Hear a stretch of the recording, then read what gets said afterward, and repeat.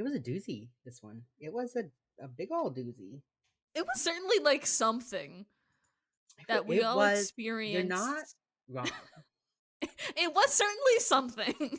I have a lot to say about Jennifer Dore's outfit in this episode. It's funny. There's several specific moments that I expected to happen in this episode, and I have realized they're all from other episodes. Yeah. I guess This I was just like, starts oh, the small town in the woods. I know this episode. No, Yeah, I there's mean, a lot of yes, but small also, towns and yeah. woods. They this is one of those subjects that they love to like come back around to once or twice a season, I think. They Yeah. love a small town, everybody knows everybody type of episode. It couldn't happen here. I know everyone, and no one would do this. This isn't the type of town. We're all very close, etc., If there were etc. any secret cults, I would know about it. Like That's very funny. they love to interrogate this idea so Mhm. often. And I like that they started here, but they do it so much better later.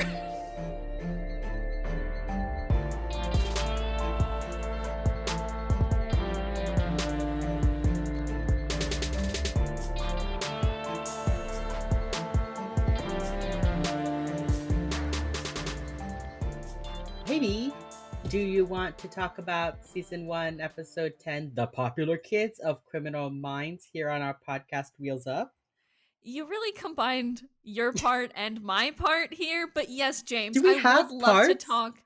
I don't know. We do kind of like you would like, hey, would you like to talk about this on our podcast Wheels Up? And I go, yeah, I'd love to talk about season 1, episode whatever. It's fine. I Who mean, gives a I could fuck? Our intros. God I could do damn it it, we again, crossed it off and the bingo card again. For anybody who's playing along at home, we bungled it. well, God I damn. started very good, and then you started laughing. I'm just gonna say Okay, it B could have been bungled great. it. Specifically, I bungled it. Yeah, yeah, So yeah. that's a half a bingo square. That's a half a bingo square. I was very smooth on that. You were That so counts for smooth. something. So it's a quarter of a bingo square. I'm giving myself a quarter of a square back. You can't have it. This Okay. episode. Yeah. This episode. There's a lot, I Hmm. think, to dig into here. Yeah. There's like the small town thing. There's like the jealous, nerdy kid. There's like Reed being like, oh, maybe this job gives me trauma. And And everybody then, else going, yeah, we yeah, know. yeah, bruh. Like, it took you this long? Or. And then it's also like, Catholicism is good because Gideon believes in God, but then it's also like, sometimes Catholicism bad because even good Catholic boys do murder people. Yeah, There's a few themes that get like, hey, think about this maybe, but then not explored. but then they just like drop it. Yeah, this show has a lot of things on its checklist that it wants to talk about. Hmm. And I don't think it talks about any of them well. This is something that we in the academic world call signposting, where you lay out the facts and then you say, get it? And you move on. And you don't actually draw any sort of conclusion. You just leave it there for people to draw their own conclusions. And that's what this episode feels like. It's like, hey, it's a good Christian town, but there's a satanic cult. Just kidding, you've misunderstood the Satanists and the good Catholic, or I should say Catholic, the good non denominational Christian kids were looking at a dead body, and the sheriff's son was the one who did the murder. So, like, who's really bad? It like does a lot of that, but then it draws no clear conclusion about it. There's no thesis statement in this episode. It just Yeah. happens. No, you're correct. There is no thesis statement to this episode. So if we talk Yeah. while we talk about this, if at any point, dear listener, you're like, wait, is this still the same episode? It Yes. is. It just seems like it's gonna take forever. My notes, like the last page of my notes, are just like they split into like 3 scenes. They go back and forth between the station, the church, and the house, the Uh-huh. Satanist house. And I'm literally, it's just like At station, 2 sentences. At church, 2 sentences. At house, 2 sentences. At station, at church, house, station, house, station. It's just like fuck. Yeah, they set it up. Let's just okay, let's get Okay. into it because Okay. there's a the choice that they make makes sense to me, but also I'm like, why did you do it that way? Yeah. Let's just Yeah. tell me So about okay. this episode, James. Walk me into it. I will jog you into this episode. Oh, we're just gonna hit a light jog right off the bat. Well, you see, the episode starts with 2 joggers, Adam and Oh. Cherish. See what I did there? We're just gonna jog right on into it. So they're playing the high school quarterback and the high school cheerleader. They are fully actors in their 30s.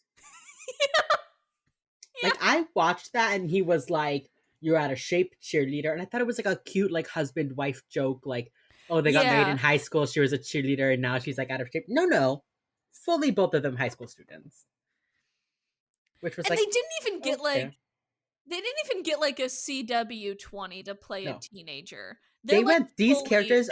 These characters are going to be on screen for 2 minutes. Hey, is your cousin available? Like, they fully just like day yeah. players, you know. They're running. Cherish gets like winded, you know, because she's a gymnast. She's not a long distance runner. So she gets winded and she's like, "I'm gonna sit down." He's like, "Okay, I'll meet you at the point," which is in Mhm. theory like Make a out place in point, the I woods. Yeah, guess. I assumed. I thought that was gonna come up later, like the fact that he was like the point, and she's like, "Yeah, see you at the point." I thought that was gonna be like A thing. I think no, they were just like it's a small town, so they've got to make up point, and these kids are dating and they know it, like that kind of thing. Which Yeah. like okay. Then Josh, she's sitting there immediately. I mean, he jogs away and immediately there is scary noises. Like she literally like leans on a rock, like clutching her side, and then it's like whoosh, ah, bum, bum, bum, and she's like, Adam, Adam, this isn't funny, Adam. She like starts doing that thing, and it's just like, oh my god. Like she really didn't get a chance to catch her breath. So she gets scared, something rustles in the bushes, so she starts running. And you think that she's gonna be the victim, right? Girl Yeah. alone, you know, Running through the woods. running through the woods. Her big strong And boyfriend left her. I know. And there are several episodes of Criminal Minds that start like this. Mhm. Several. Mhm. But this is Um, special because it's the first, it's James. the first. There's a lot. There's another first in this one that I'm very excited to say. It's not Wheels Up. They don't say Wheels Up, which is dumb. It's another one though. I promised you Wheels Up was a good name. I promise. We'll We get say there. it every time, but it hasn't happened yet. I know. We're just so come on. Yeah. So she hears the noise. She runs after him. She's like calling after him, and she finds him unconscious and hurt on the ground. And she like lifts his head, and there's like a blunt object bash on his head, and she starts screaming. And then this, you just see like 2 like boots appear, Yeah. which like knowing who the killer is at the end, Didn't make I sense. I think we're supposed to later be like, oh yeah, like a punk rock, like thick boot Mhm. kind of thing. But at the in Mhm. the moment, you're just like, huh? And then she screams and it cuts. And they're not even like punk rock like Doc Martens or anything. They're They look just like like like police, clean police boots. Like that's what I thought. which Which actually does make sense given which who the makes killer is in sense. the end, Yeah. but Yeah. yeah. Yeah. So then it cuts to I wasn't sure at first if this was like a park ranger. It turns out to be the sheriff. But at the time they like don't right away like say who it is. Who this guy is, yeah. Yeah. And so you see them like take away only Adam. And the man is like, oh, his parents are going up to Nantucket. So like get their phone number there, I'll call them. So that's how we know it's a small town. He Yeah. like knows the Give them boy, my number. knows where Yeah. the parents are going, that kind of thing. And then they find the skeleton, and he's got a head bash just like Adam's. I love Um, how it's just like some other random police officer and he's just like 10 feet away. He's like, hey, what the fuck? hey Like, guys, hey hey guys. guys, there's a skeleton, Did And we then they're all like, know about the skeleton that's here, or am I just finding this out now, guys? like literally. So they find the skeleton, and then it's like the camera's pointed at the sheriff's face, and you see him like lower a branch and be like, "Whoa." He's like, the other guy is like, "Do you want me to get the crime scene folks down here?" And he's like, Yeah. "Yeah." And then and then the sheriff pulls the branch down. And he's like, "We're gonna need a lot more than the crime scene folks." Yeah, bruh. Yeah, you're correct. So funny. Just like the way he said that. Um, We're gonna need a lot more than the crime scene folks. It's just so so good. just makes me laugh. Something I'm realizing is you you can tell if it's going to be an episode with character development by whether or not the credit sequence starts after the body is found. Because in the episodes where it's like a case focused episode, you find the body and then it cuts to the like credits, or it cuts Hmm. to them being like, we have a case. If it cuts to them just like in the bullpen, Yeah, it's gonna be a character episode. I'm like which is realizing that. I think this episode does a good job when it is a character episode. Actually, I think it does a good job when it does that. Yeah. Yeah. So we cut to Reed putting so much sugar into his coffee. Like a Um, lot. like a lot. People take that, like in the fandom, they take that to mean that Reed drinks his coffee with a lot of sugar, but later he's like 2 teaspoons is fine. Like he's doing that because he like hasn't been sleeping. Um, and then Derek is like late night, and Reed is like, yeah, actually, and Derek is like, ooh, you got some, and Reed is just like, no, actually, that did not No. that did not happen. Sorry. And Derek, here are the three things that Derek suggests Reed might do that keeps him up all night. One, memorizing some obscure textbook, Fair. which would take Reed 5 seconds because he reads 50,000 words a minute and has an eidetic memory, right? Work. Let Derek have this. Okay, Textbooks are big. sure. Two, working on cold fusion. Okay. And three, watching Star Trek and laughing at the physics mistakes. And then Reed is like, actually, there aren't that many physics mistakes, which is surprising because of the time period. Um, but I like this little carry through of Reed's because we see in season 2, episode 14, he's like in a bar talking about like Star Trek trivia. Yeah. So I like that they kind of like that comes back a couple times. I like that they sometimes with like nerd characters in shows, they'll just like give them all of the nerd media and be like, yes, this one is an expert on all of it. But with Yeah, Reed, they're like, he likes Star Trek. yeah, and Doctor Who. Period. And Doctor Who. And those are his two Yeah, franchises, which is so much more like true to life because if I had to know other nerd shit, I would be insufferable. I would yeah, hate it if I had to know yeah. 5 nerd shows. I'm perfectly happy with my one. Thank you very much. I also think that like they gave him like I'm putting science in quotation marks here, but like science based nerd shows, Star Trek and Doctor Who, Hmm. are both about like, magical technology kind of thing. Yeah. They didn't give him like Star Trek and then like Lord of the Rings, which is like completely different. They managed to Yeah. give him like two similar, like he knows like Asimov later. Like they're good about that. Yeah, it is Yeah. actually kind of nice. Yeah. Not to like not to not to That's a praise the Criminal Minds compliment. writers, but not to praise the Criminal Minds writers, but like good on you for being like consistent with your nerd character and not Yeah. just like throwing shit at a dartboard and seeing what sticks. So Reed is like, I'm not sleeping, and Derek makes a joke, and he starts to walk away, and Reed says, hey Derek. And Derek's like, yeah. And Reed says, do you ever dream? Do you ever have dreams? And Derek is just like, what? Like, do I have dreams? Like, what are you talking Yeah? about? Yeah. And then Reed's like, I've been having a lot of nightmares. And Derek is like, oh, I'm not the one to talk to about that. You have to talk to Gideon. Um, Which, like, initially they play it as like a Derek doesn't have nightmares kind of thing. Really? They're Because like, I thought it like hinted at his night. Because I forgot all about Derek having nightmares, and I thought that this was a nice little like hint about it, where Reed is like, "Hey, I have nightmares," and Derek went, "Oh, okay. Well, talk to Gideon," with the hint that that's like what he did. That's what I that's got from fair. it. I read it more as like a, I don't want to fucking talk about nightmares right now, dude. And then just like handing him off to his dad, basically. But yeah, that's fair. Yeah. So Elle shows up and it's like, okay, she calls it the round table room,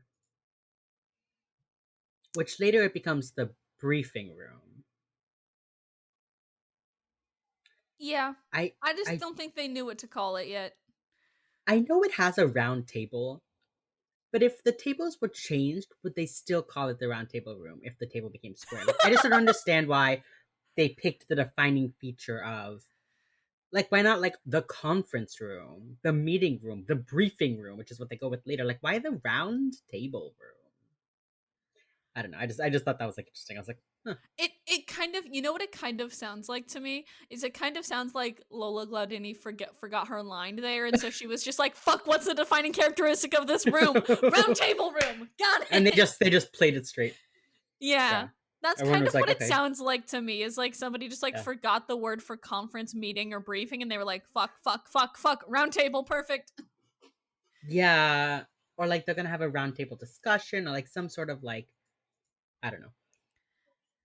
But then Elle looks between them and is like, something going on with you guys?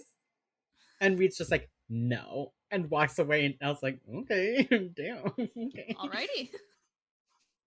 Alrighty. So they go in and JJ once again is delivering the info.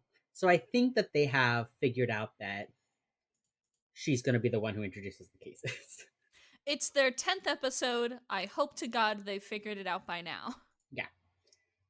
So she's telling everyone the info. It's in McAllister, Virginia. Two bodies were found with blunt trauma. One freshly dead and one a skeleton. Um, there's no information. They like Derek is like, okay, what other information do we have? And they're like, we don't have any. They're there waiting for us now. And it's a 30-minute flight by plane. I know this is the end of the episode, but they show them all like sleeping on the way back. And I was like, really? You're gonna fall asleep for a 30-minute flight? Okay, have fun getting home when you wake up from your shitty ass nap in a It plane. is just like the most awkward nap time in history of 30 minutes. Yeah. Like it takes you time to fall asleep. You just fall asleep and then you gotta wake up again to prepare for landing. So like I don't know. But also these poor people are on this flight so often I know. that they're just like, fuck it. I sit on a plane, I am out like a light. Goodbye. They pop a melatonin, they're out. Yeah, exactly. Yeah. Um it also all takes place in one day. So like I do get that they like flew there and flew home like within 24 hours. Like I get why they're sleeping. But I'm also like that would suck to have to wake up and like go home. Okay. Yeah. And then Hotch, before they get on the plane, Hotch says there's hints of it being a satanic cult. So on the plane, we learned that in the 1980s there was something called the Satanic Panic, um, which was not great. It's such a fun name for a not great time, you Yeah, know? like the Satanic Panic, like what a It's great such like a good band's name. name, you know? The branding is immaculate. Yeah, The and events bad, yeah, but the branding and is so good. chef's kiss. Satanic Panic. It always reminds me of Manic Panic, the hair dye. You know. Yeah. Um. Anyway, basically, what the Satanic Panic was people. A few people had like quote unquote repressed memories from hypnosis of having grown up like in a cult kind of thing, and as they did that, more and more therapists latched onto this and started unrepressing memories in their clients. And their clients all had memories of cults and this and that, and like 80% of it turned out to be like false. Like not even like 90% of it turned out to be false. It was all bullshit. Like, there's never been any proof that there was a satanic cult responsible for like killing people. No proven cases, and they said that like the FBI did a whole search, and like it just wasn't a thing. But in the 80s, there were a lot of like cults happening, Yeah. so it like makes Big sense that they cult were like time in the 80s. big, big, big cult time. A big time for cults in general. Yeah. You didn't have cell phones, you didn't have internet, you just got up and disappeared, and hopefully, your loved ones showed up a few years later, you know, Basically. basically. Um, So the yeah, whole point that Reed makes is that there was never, or Hotch makes, is that there was never any evidence of like actual ritualistic killings in the United States. yeah. Which, fun fact, actually, from the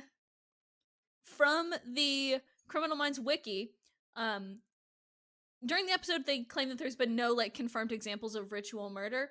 However, 6 months after the episode aired, somebody got convicted of ritual murder. I wonder, like, so they talk about that. There's no like ritual murder, but like, what does that? What do you count as like a ritual? Because I think you could argue that like the Jim Jones Kool-Aid, that was a ritual. He said his thing. They all drank. They all died together. And like, what about like Heaven's Gate? They all put on the same brand of sneakers, got in a circle, and killed it. Like how? I guess because it's suicide and not murder. So they called this one ritual murder because it was the murder of Sister Margaret Ann Paul, who was murdered by a priest. So they considered it ritual Because of the religious implication. because I think of the religion, yes, because of the religion aspect of it. Because she was But then, like, like, if someone dies during an exorcism, is killed during an exorcism, is that not ritual murder? I mean, like, I guess. Let me hold up. I'm going down a Wikipedia rabbit hole. Give me a second. The sacrificial slaying of a human as a proprietary offering to a deity. So it has to be a Religious in some way. sacrifice, not even just Yes. religious. It has to be a sacrifice to a god. So there's no Yes. like. So the The reason intent, the why, intent has to be I am killing you to appease a higher power, yes. So as in killing in the name of Satan. Go ahead. so the one that was the murder of Sister Margaret Ann Paul uh was because she was like strangled, stabbed more than 30 times, uh including 9 wounds across her chest in the shape of an inverted cross. Holy shit. Um but See, like but he made the scene look like a satanic ritual, which is right. why they call it ritual murder. But see, the Oxford English Dictionary just says the act of committing murder in a ritual way. So would a lot of these killers be considered ritual I murders? was just gonna say, because when they talk about how a serial killer has like their whole like ritual, the things they do, like that's That's ritual. I I guess you would guess have like, to make but the difference between like ritualistic and ritual then, right? Because like I don't know, I feel they like in they a mean way, like they mean like a religious sacrificial murder. There are no cases of yes. people being killed as a sacrifice to Satan, Yes. and that's what they mean. Yes. They don't mean planning the work and working the plan. Yeah. That's a throwback for our listeners from like what 2 fucking episodes ago. Yeah, so Cool. that's a fun fact is that they claim that there was no, however, like 6 months after this episode aired, they caught this priest who murdered a poor nun. So, uh The weird little churches. coinkydink. I feel like we're gonna have more of these as time goes on, Oh, which is I'm why I sure. will, don't worry, rest assured, I will keep my nose to the grindstone and keep my eyes on the Criminal Minds Wikipedia page in the trivia section of IMDb. So this is the first time we get JJ showing up with the team and saying, "We spoke on the phone. I'm Agent Jarrell." And I wrote that shit down. This is the first That's time we get nice. that. Because we pointed out how Hodge was the one doing that before, remember? Yes, correct. Yeah. So I wrote that down. I was like, good for you. Good for you, JJ. And from this point forward, it will exclusively be JJ. Pretty much. And so I thought this was really interesting.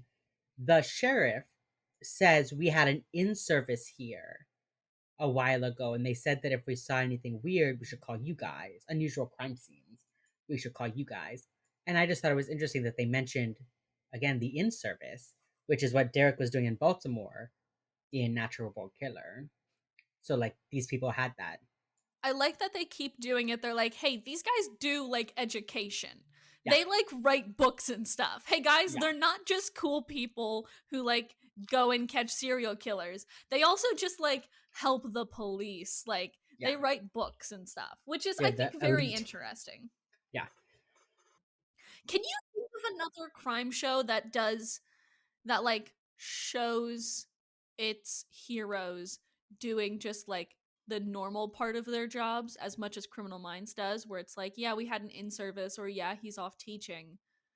Like, can you think of another crime show that does that sort of Well, thing like Criminal Minds does? Because it SVU seems kind puts of them on the stand a lot. Like they okay. True, have true, to true, true, like true. talk about their case like in court. Yeah, So like okay. there's that part of it. I just rewatched some of Rizzolian Isles, but They not don't so do a lot of much. like educational stuff.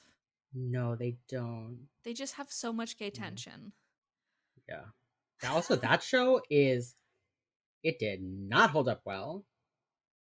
Oh yeah. I got halfway through season 3 and went the 2010 propaganda. Oh yeah.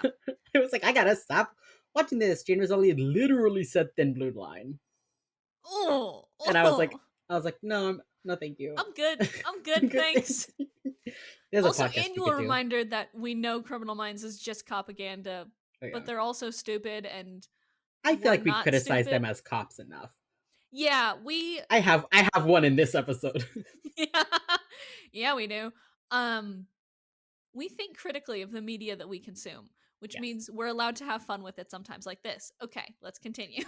I also think to that point, doing this deep dive of Criminal Minds is helping me figure out like what it is about, like exactly the things the cops do that I disapprove of. You know, I feel like if you just think of cops in like a vague way, it's easy to like dismiss like the specific injustices. Whereas stuff like this, where like someone asks for a lawyer and they just like don't give them one, like roughhousing when they shouldn't, like snitching and stuff like that. I'm like, oh, these are Yeah. specific examples of things the cops do that are bad. I'm like, thank you for giving me like a fucking checklist of I being like, that's know. why I hate cops and that's why I hate cops. Yeah, Yeah. You yeah. know what? Fair. Let's Um, get back to this episode though. I'm sorry we yeah. got sidetracked. One thing I thought was interesting was he said that the in service told him that if there were any unusual crimes to call the BAU. I think later it becomes focused on serial killers, Yes. unless it's something like wild.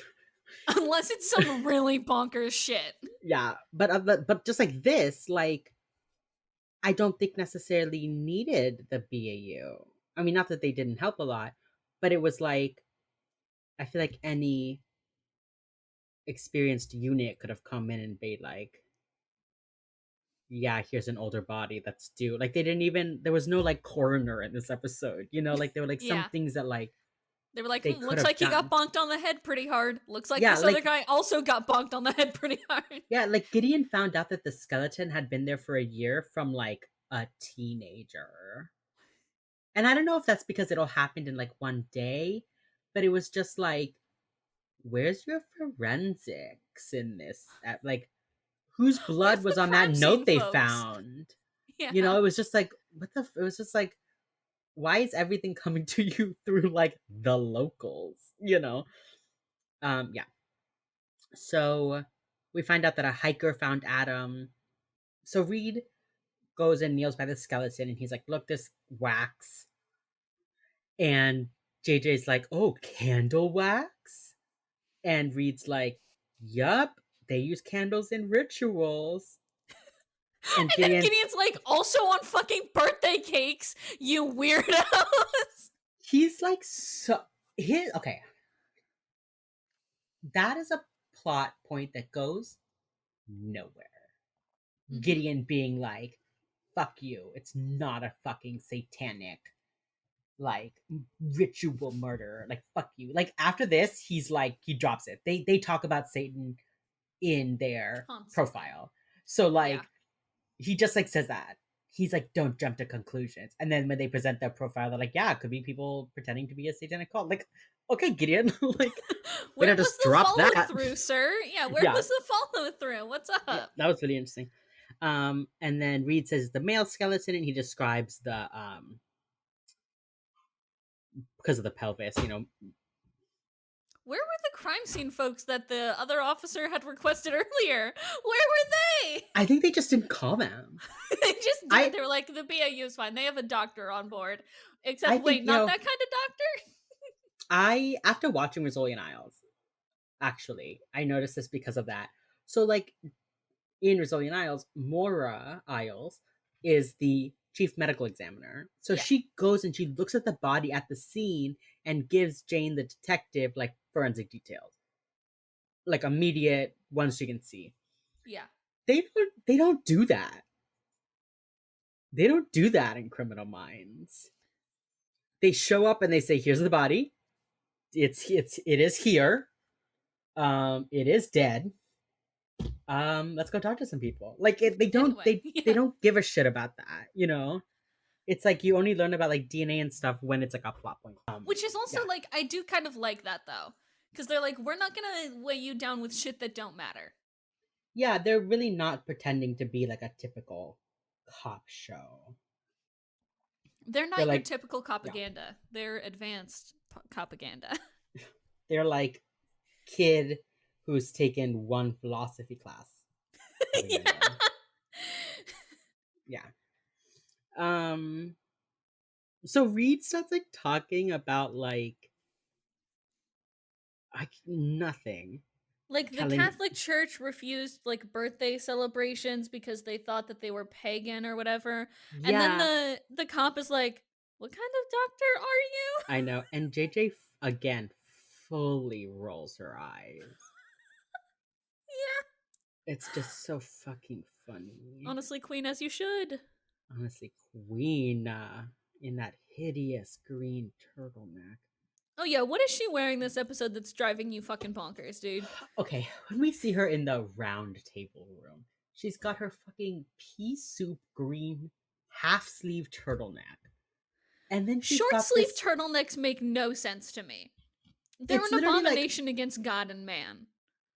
The question is, do you think they needed to cut off the bottom part of the sleeve to make the turtleneck go up as high as it does?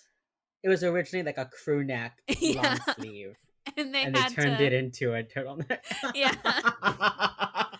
It's just I don't like, know. if you're gonna wear a turtleneck, Yes. anything other than a long sleeve turtleneck, I don't know what the fuck you're here for. I will say though that in like 2002, I did have a sleeveless turtleneck, totally sleeveless, and it was like a burgundy, and I looked hot as hell in it. But I also lived in Florida, so I guess why was I wearing a turtleneck? Who bought Why that? were you I wearing mean, a turtleneck in Florida? it was a hand me down, I mean, one like, hundred I'm happy percent. that you had an object of clothing that made you look hot as fuck, but also, But also, why why? sleeveless Turtlenecks? turtlenecks? Yeah, like, turtlenecks should be long sleeve by the nature of what turtlenecks are designed to do, which is keep you warm. Yes, that. I mean, you're not incorrect. So, other than that, she's wearing a gray pencil skirt with like 4 inches of peplum at the bottom, which is the like flappy bit ruffle. So she's like peak 2005 hoop earrings, once again blue shimmer shadow. And then she changes between the office and the crime scene. She's still wearing her green turtleneck, but now she has like a khaki pea coat, but no belt. So when she turns around, you can see like the little loop in the middle of her back where the belt should be, but there's no belt. I And don't like dress pants and clogs. I don't And it's like the pants are too long. They're like under her shoes. She's stepping on them. Her jacket is like covers her hand. It's just like Criminal Minds wardrobe department. Like in all of CBS land, you do not have a jacket that fits AJ Cook's arms. I'm not going to claim to be like good at fashion, right? Not by a long shot. I'm wearing a mermaid button up today. It's Um cute. so I'm not going to say like I'm good at fashion. I'm better than Yes. pea green turtleneck with an oversized trench coat. You know, like Yeah. even I'm better than that. Hotch's suits don't even fit in season one. Like he is dwarfed by everything he wears. And it's like, but why though? I they had to have like they hired a tailor for season 2 onward because after this everybody looks like pretty cute normally, or at least Yes. their clothes fit them. Yeah. Yes. The Good bar is distinction. so low that like at least your clothes fit you and they don't go over your little hands to make you look like you got tiny little baby hands. By like season four, they figured it out. But it's like, this is not a small show on a small station. Like, they build this as like a prime time, like SVU type show. Why don't Jennifer Jura's clothes fit? I It's don't, such just like, what happened there? Yeah, I like don't this know. was like this was one of the flagship CBS shows. This show Yes. went on for 15 seasons for fuck's sake. Yeah. Why do you guys not do clothes good? Like, is it a, like, is that the point? Because I mean, like, okay, if I gave Criminal Minds the benefit of the doubt, I think that it makes sense for JJ to be in kind of secondhand clothing. She doesn't have a lot of money. She's new to the unit, so she's only started making this nice salary. Mhm. I can see an argument being made that she wears thrifted clothing or secondhand clothing. Like I can see that. I can see that Yeah. world.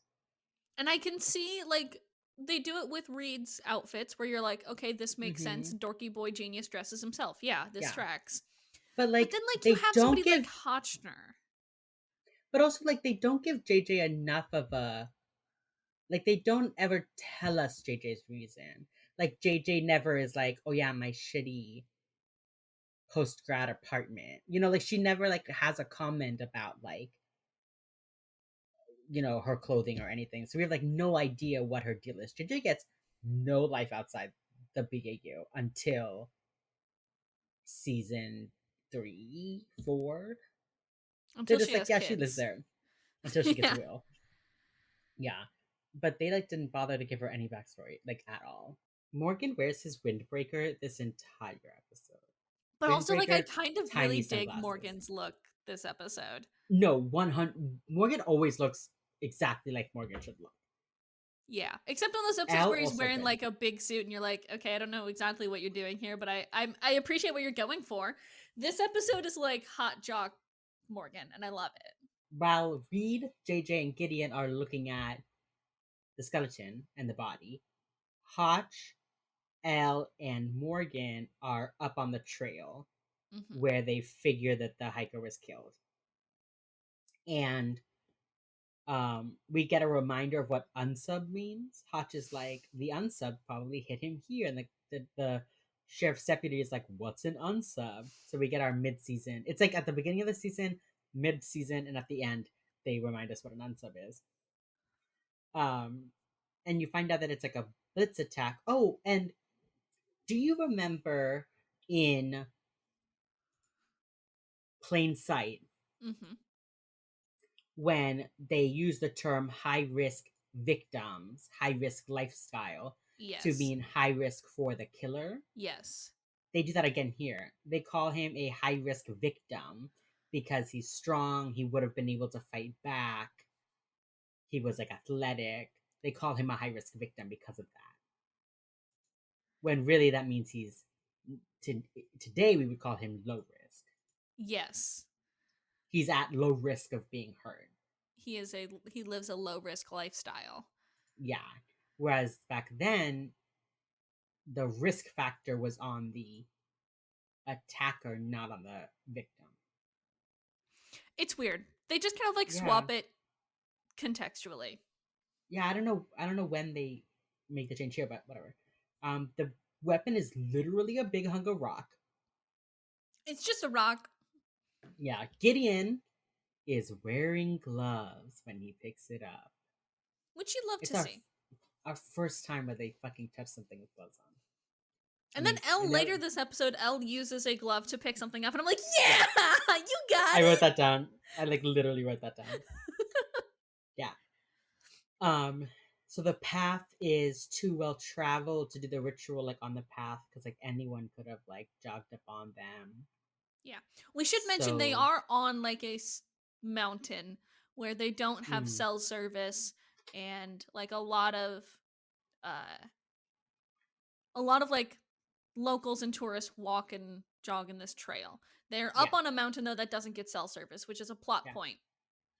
My next bullet point is Chekhov's no signal. Chekhov's no signal. But Yeah. also I like that they set this up now because it makes more sense for like later when they split off into like their three separate scenes to have Mm-hmm. them be like completely separate because they don't have cell service up on the mountain. So like it Yeah. makes it I like that they mention it here because it makes Mm-hmm. getting places harder, which I like that they're like, okay, Yeah. I'm going back to the station, so I'm, like off the chessboard for now, right? Like Yeah. I like that they did that and they set that up and they used it this episode.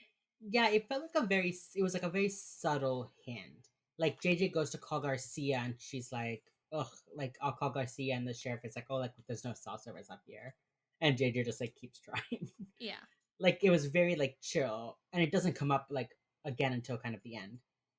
Yeah. Um but this is where the sheriff starts being like, it's like a religious area and then he names like 5 types of Christian. He's like, we've got church service, we've got Bible study, we've got like mass, it's just, so it's like this isn't like a very religious area. This is like a very Christian area. It's a very like They're you all know white Protestants. yeah, Like it's like a very yeah. in TV shows where they don't actually want to commit to a religion besides Catholicism, they're just like, well, it's the other types of white Christianity. Besides Christianity. Which is basically what it is here. Yeah. They were just like, we're just gonna say, like, he doesn't even say like we have a synagogue, like nothing. It is just 5 types of Protestant. Yeah. But and then this is where he says, if there were a secret group, I would know about it. And Reed's like, that's an oxymoron. And Gideon's like, yeah, like if they were secret, you wouldn't know about them because they're secret. And the guy's like, oh, well, we don't have those kind of people here, so it's like, okay, dude. Oh, and there's a tree that has a pentagram on it, and it says like, I think it says like "Hail Satan," It's like and then it says Satan like, loves LOD or whatever, or like yeah, Satan Satan lives or loves whatever. I don't know. Satan lives, and then LOD. And I thought LOD was gonna be like Lords of Darkness, like Lord of Darkness. You would think. It's right, it doesn't stand for anything else. But the fact that Reed is straight up like, I do not know what this could mean. When But I Lord of feel like, Darkness is right there. yeah, I mean, I Later in guess the episode, it's revealed that it stands for like Lords of Destruction or whatever. yeah, it's some like quotation marks gang. Some fucking group of um, rapscallion kids. yeah, but he's like, I have no idea. So they go up on the road. I love this. Gideon like helps JJ like up onto the road. He turns around, Yeah. like gives her his arm so she can like pull herself up like onto the road, and then Elle helps Reed. Yeah, I love them. Yeah, I I was love like, it oh, though is because it's so like when they say later, like, oh man, like nobody except a local would know these woods because this is too unfriendly of an area. You're yeah, like, okay, yeah, that tracks. that tracks. Everyone is just like awkwardly like crunch, crunch, crunch. Yeah. Cherish's mom shows up and is like, have you seen my daughter? She was with Adam. Is it true that this body was Adam? Like, where's my daughter? She's missing. And they're like, okay, well, now we know that. please leave. So she leaves. And the sheriff is like setting up the search party, and Gideon asks JJ, hey, can you tell him to use locals, like local volunteers, so we can watch? And JJ's like, okay, sure, whatever, do it. Um, so she goes to talk to him, and this is the first time we see JJ like be cute to get something. Yeah. She's like, hey, listen, like, I get it. I'm from a small town too. You don't want to have to wait for the stadies, and your people will know these words way better than any of them. Just use your locals. And he's finally like, yeah, okay. And he's like, will you help us? And she's like, I've coordinated searches all over the country. Which So is good for like her. also the first time I think we get a little taste of like Jennifer Jerome knows better than you do. Jennifer Giroux is like a walking organizer. You She know, is. she like is a day planner. Her brain is just like a spreadsheet. She's like, I fucking got it. Um, but yeah, we learned she's from a small town. We learned that she has done this kind of leadership organizer position before. So then Reed and JJ go to the station because JJ is going to talk to Penelope and Reed is going to research Satan and look up what LOD could mean. Yeah. Okay, so I made a note because we talked in the last episode about the train. Um, we talked about how JJ sat in the middle in the back. Reed sat bitch this time. Yeah, he did. The sheriff was driving, Reed in the middle, JJ to the side. And I was like, I wonder if Gideon like no homo and was like, I'm not squishing next to Reed in the backseat. Like the way he like helped JJ up and then was like, I'm not helping Reed up the side. Like Gideon was straight up like, boys don't touch me. Men do not touch me. Like It was honestly like so funny to me. Also, I shouldn't call it, I shouldn't call it sitting bitch, but I was just gonna be like, is that what it's called? that's not what it's called for like normal people, but that is what it's always been called in the Midwest. If you're sitting in the middle of two people, you're You're sitting bitch. sitting bitch. Which is probably sexist, There's but some implications yeah, there. oh no, absolutely there's some implications. However, I grew up in the middle of farm country, baby, and I just naturally am like, yeah, I mean, a sitting bitch. Like, So I don't know. funny. I don't know what to tell you, James.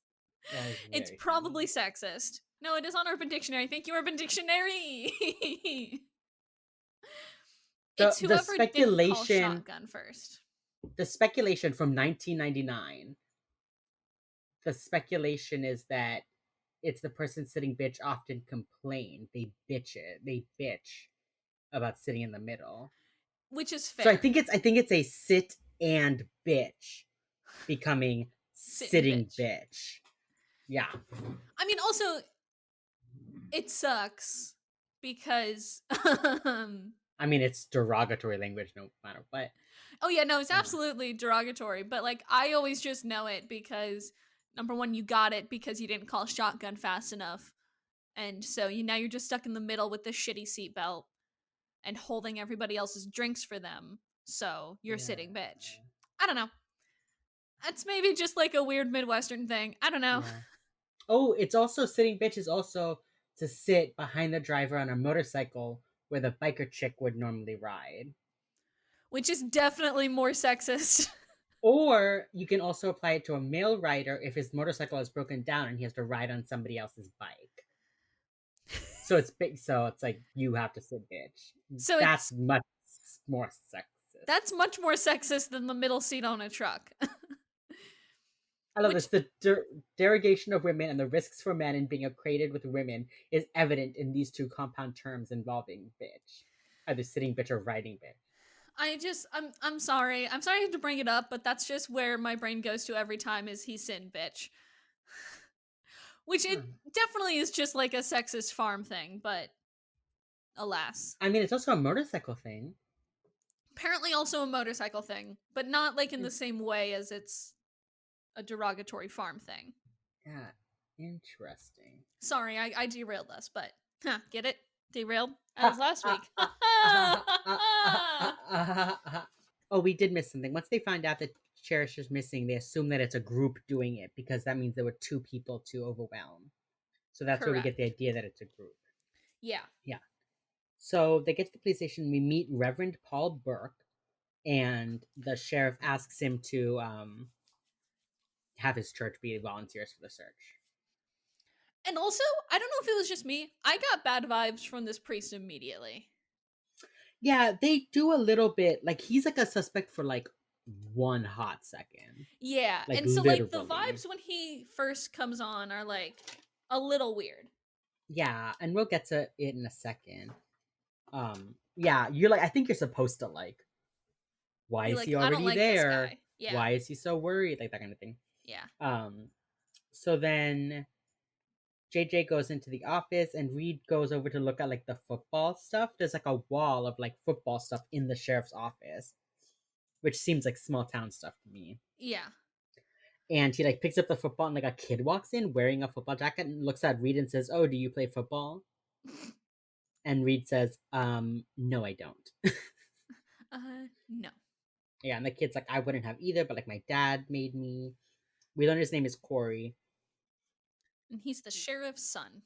Yeah, and he's reading Thus Spoke Zarathustra, He's reading which fucking Nietzsche. always makes me think of the L word. Why? Because Jenny's book in the L word is called Thus Spoke Sheriff Schuster. I got lost as soon as they started talking about fucking Nietzsche, so Yeah, and also I haven't like, watched the L word, so wow, okay. I'm No, sorry. don't. It's bad. Nobody go Okay. watch the L word. It's terrible. Okay. It's not worth it. It's not worth it. Perfect. It's God, it's not worth it. Um so then Corey makes a Hawking joke, a Stephen Hawking joke, and Reed laughs and the kid's like, "No one's ever laughed at that before." And you're like, "Oh, this is cute."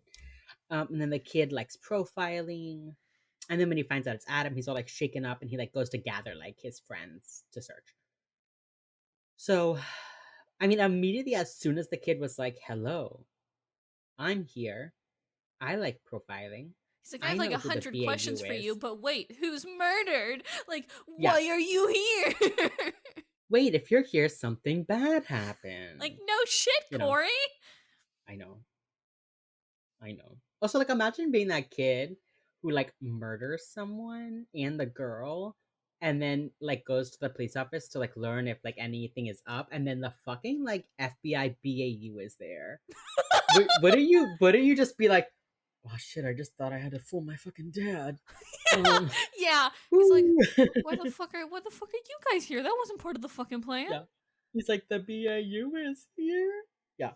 So he leaves, and then it cuts to like the um volunteers, and JJ's got a clipboard, and everyone has to like sign it through JJ. We learned that Elle is from Brooklyn, which does not surprise me at all.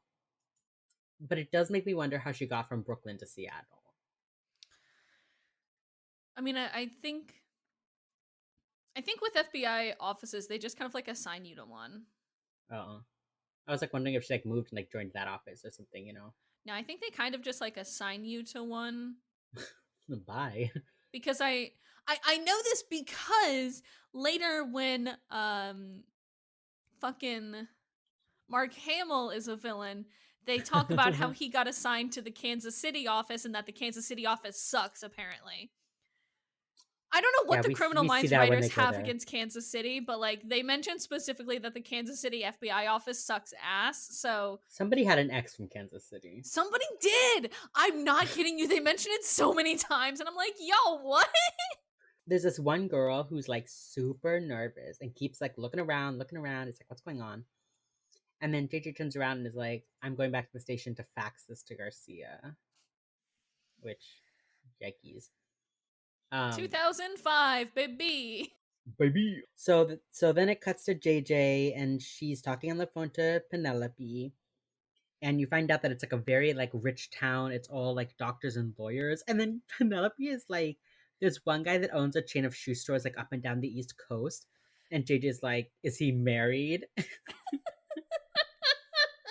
And Garcia's like, "Yep, for 15 years. Story of my life, sunshine." Like, So funny. Can you imagine if that's just like,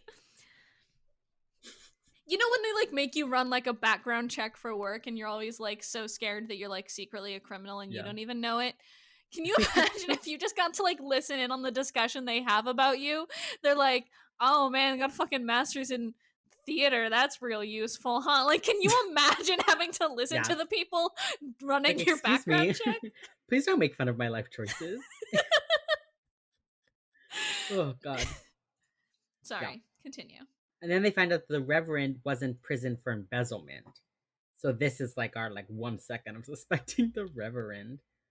And then she's like, no, most of the stuff is like tax shelters. And then she's like, oh wait, there's one guy named Henry Dent who was in jail. But he's like in a lot of debt. His house is in foreclosure, and he's in jail for assaulting somebody with a bat. Or he's like assaulted somebody with a deadly weapon. And JJ's like, what weapon? And Penelope goes, a bat. And JJ's like, well, this guy got killed with a blunt object. And Penelope goes, well, bats are blunt. It's just like, what is this conversation that we're having? Like, I What just like love it. page count did they need to hit that they were like, bats are blunt, right? Like, Right? It's just funny, like the two of them. Like, I love when eventually they just like hang out in the same office, but they're really like the two girls that are like, um, I'm really tired. Like, I did my homework. Can I like leave early or like they're like those? And I know JJ's like valedictorian. She's very smart, and so is Garcia. But like sometimes they're working on these cases, and they're just sitting there like, Garcia, we've been here for so yeah, long. yeah. Like they just are like over it. They're JJ's like, like, I literally could have done this from my office.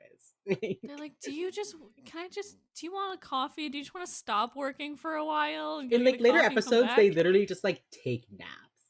There's like one episode where they just like take turns taking naps in Garcia's like office. Like every time it cuts to Garcia's office, one of them is like waking up the other one. And just like so fucking funny. Oh, I love them. Okay. Harvey Dent. Henry Dent.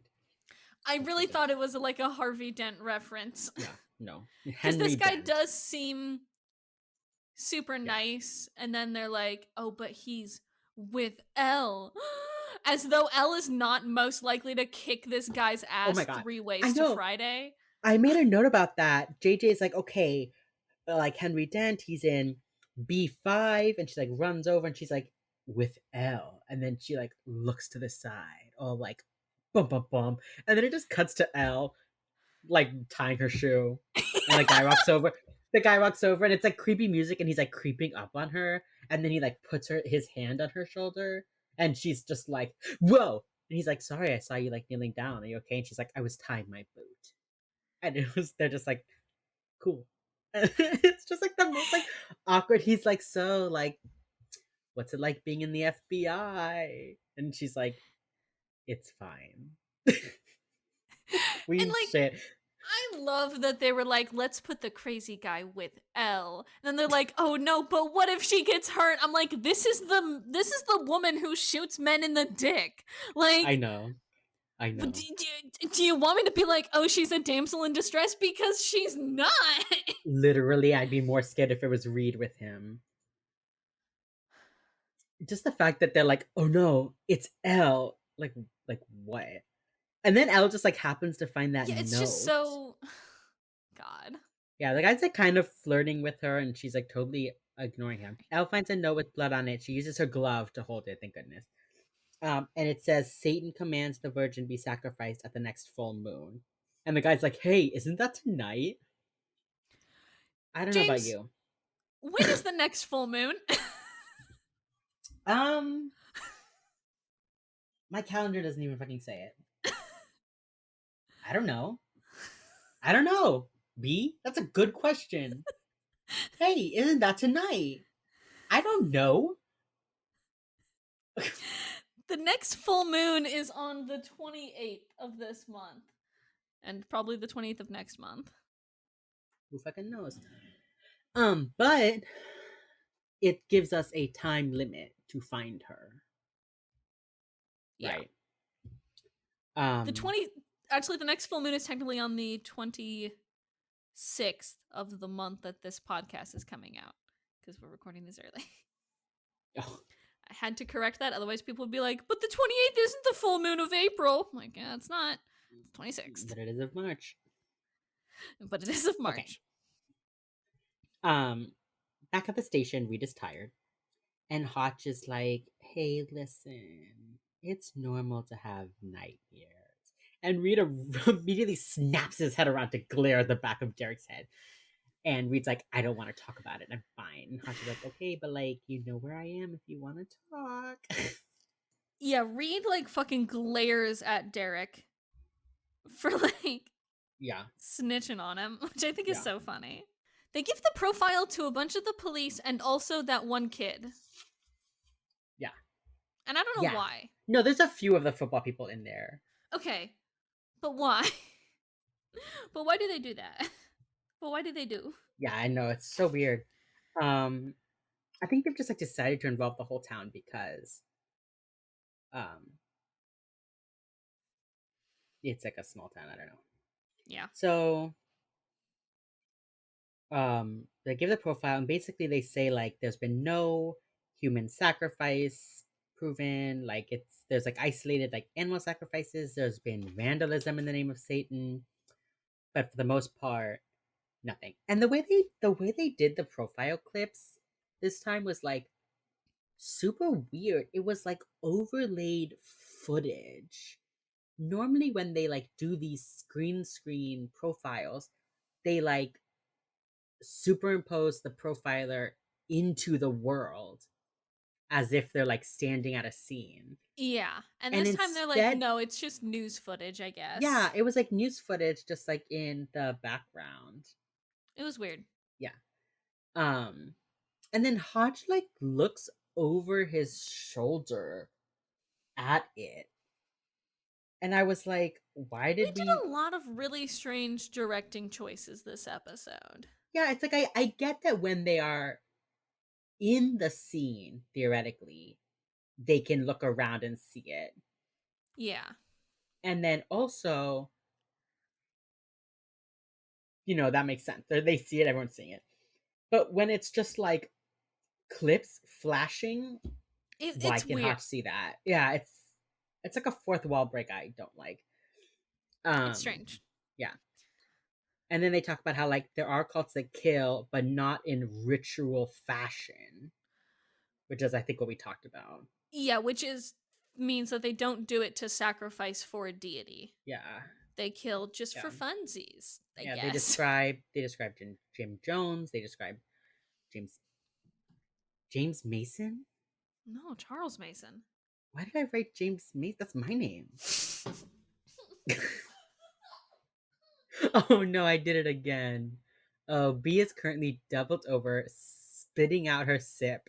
She took a sip of a drink. I said that. B is spitting on the floor. I'm so sorry. Are you covered in it now? It's just water, so luckily I I'm am not so covered in sorry. it. I didn't expect it to be that funny. Did make some of it go down the wrong pipe there. I apologize. I don't know my own power. Now there's just a wet spot next to my desk because I spit water on the ground.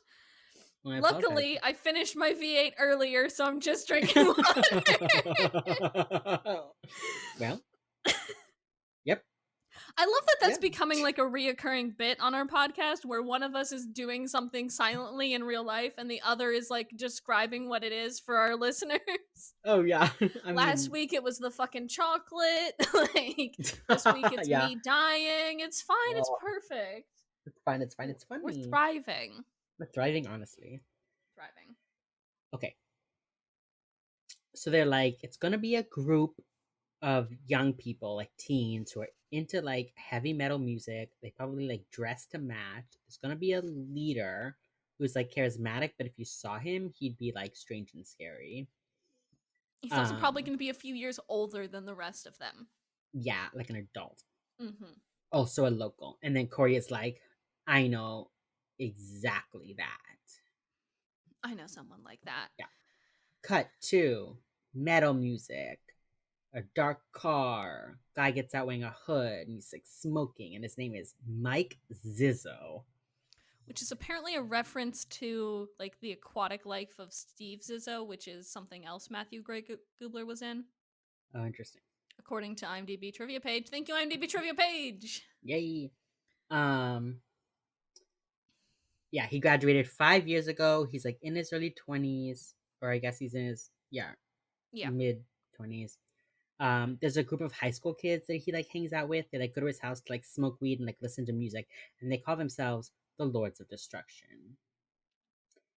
And the sheriff is like, "How do you know this, Corey?" And Corey's like, "I've been to his house to drink beer, the old Jensen house." And his dad is like, "How dare you?" And Corey has to be like, "I'm sorry, Dad. I did drink beer and I am only 17." But also, like, his dad, like, forced him to be on the football team. Like, what did, like, that feels like part and parcel. Here's the thing that you gotta know about kids. Said Uh huh. apparently to Criminal Mm-hmm. Minds, they are just the property of their parents. They can't be their own person at all. At all. They cannot be. No. Yeah, there are a lot of kids on this show that are just like minis. Yeah, Minis of their that's I parents. think an overall problem with how media treats kids as just like Yeah. property of their parents, which is just like the extension of a general thing of how we treat children as a society. But Mm-hmm. like Yeah. kids have like their own personalities and stuff. And I don't know why everybody's just like, but don't you worry. Their parents are good people, so obviously the child will turn out to be a good person as well, I I guess. mean, obviously. Obviously that's how that works. They're just the ownership, they're just, the property of their parents. Yep. Hate Uh that. hate it so goddamn much. Yeah. So we learn about the old Jensen house. Okay, JJ disappears for the rest of this episode until they go back on the jet. They're done with her. She She just gone. disappears. She's gone. She's So just gone. the whole team without JJ goes to get into the SUV to go to the house, and then Gideon looks over and sees that same nervous girl who was at the search earlier, standing there waiting. And he like shuts the door and he's like, "I'm not going on the raid." And Hachi's like, "What? Why?" And he's like, "Don't worry about it. I have Don't something I worry gotta about do. it. There's something I gotta do." And then he just like follows the girl. We flash to the house, the Lord of Destruction house. Music is playing. There's like a big Satan mask. LOD is sprayed on the wall. There's like that Egyptian eye hieroglyph, skulls, and like candles, and someone spray painted Lucifer, and all the kids are like goth, spiky collars, Junko jeans, like the whole 9 yards. Very 2005 goth. Very 2005 goth. Um, the police come in, and they're all like, get against the wall, and then they like go to find the guy, and it's fucking Aaron Paul from Breaking Bad with the thickest eyeliner. Yeah. The thickest eyeliner. And he's like got his hood up, and there's like a huge pentagram like spray painted on the wall, and he's like got his arms out like as if he would like crucified, like floating, and he's just like, hey, and he's got like his hood up, and he's trying to be all like spooky, and they're like, put your hands up, and he's just like, oh, I'm spooky, I don't listen to It his the amount of eyeliner that he has. it. It's a lot. It's just a lot. Like when we see him in the police station, I'm like, damn, bro, how fast do you go through eyeliner? Like, is it like black grease paint? Like, what is happening? He's just like Aaron Paul looks like a normal person regularly. Yeah, he just looks like some dude, but that guy in this But episode. this episode he does not look like just a regular person. Yeah. So this is where we begin our like three-way split, Uh-huh. where we start going between three scenes. Yeah. So we go to the church. Gideon is there. He meets her there, and she's like, "Do you believe in God?" And he's like, "Yes." This is And she's also like, like "Do the you believe in first the time devil?" this is also like the first time this episode that they really like start to interrogate the idea of religion in this town, Yeah. and they do it with like 10 minutes left of the episode. I know. And it's not even like, I guess this is the like the major signposting. They give us like two people. They give us like the girl who is like, I believe everything I've been taught, Hmm. and then they give us like the guy who's like disillusioned.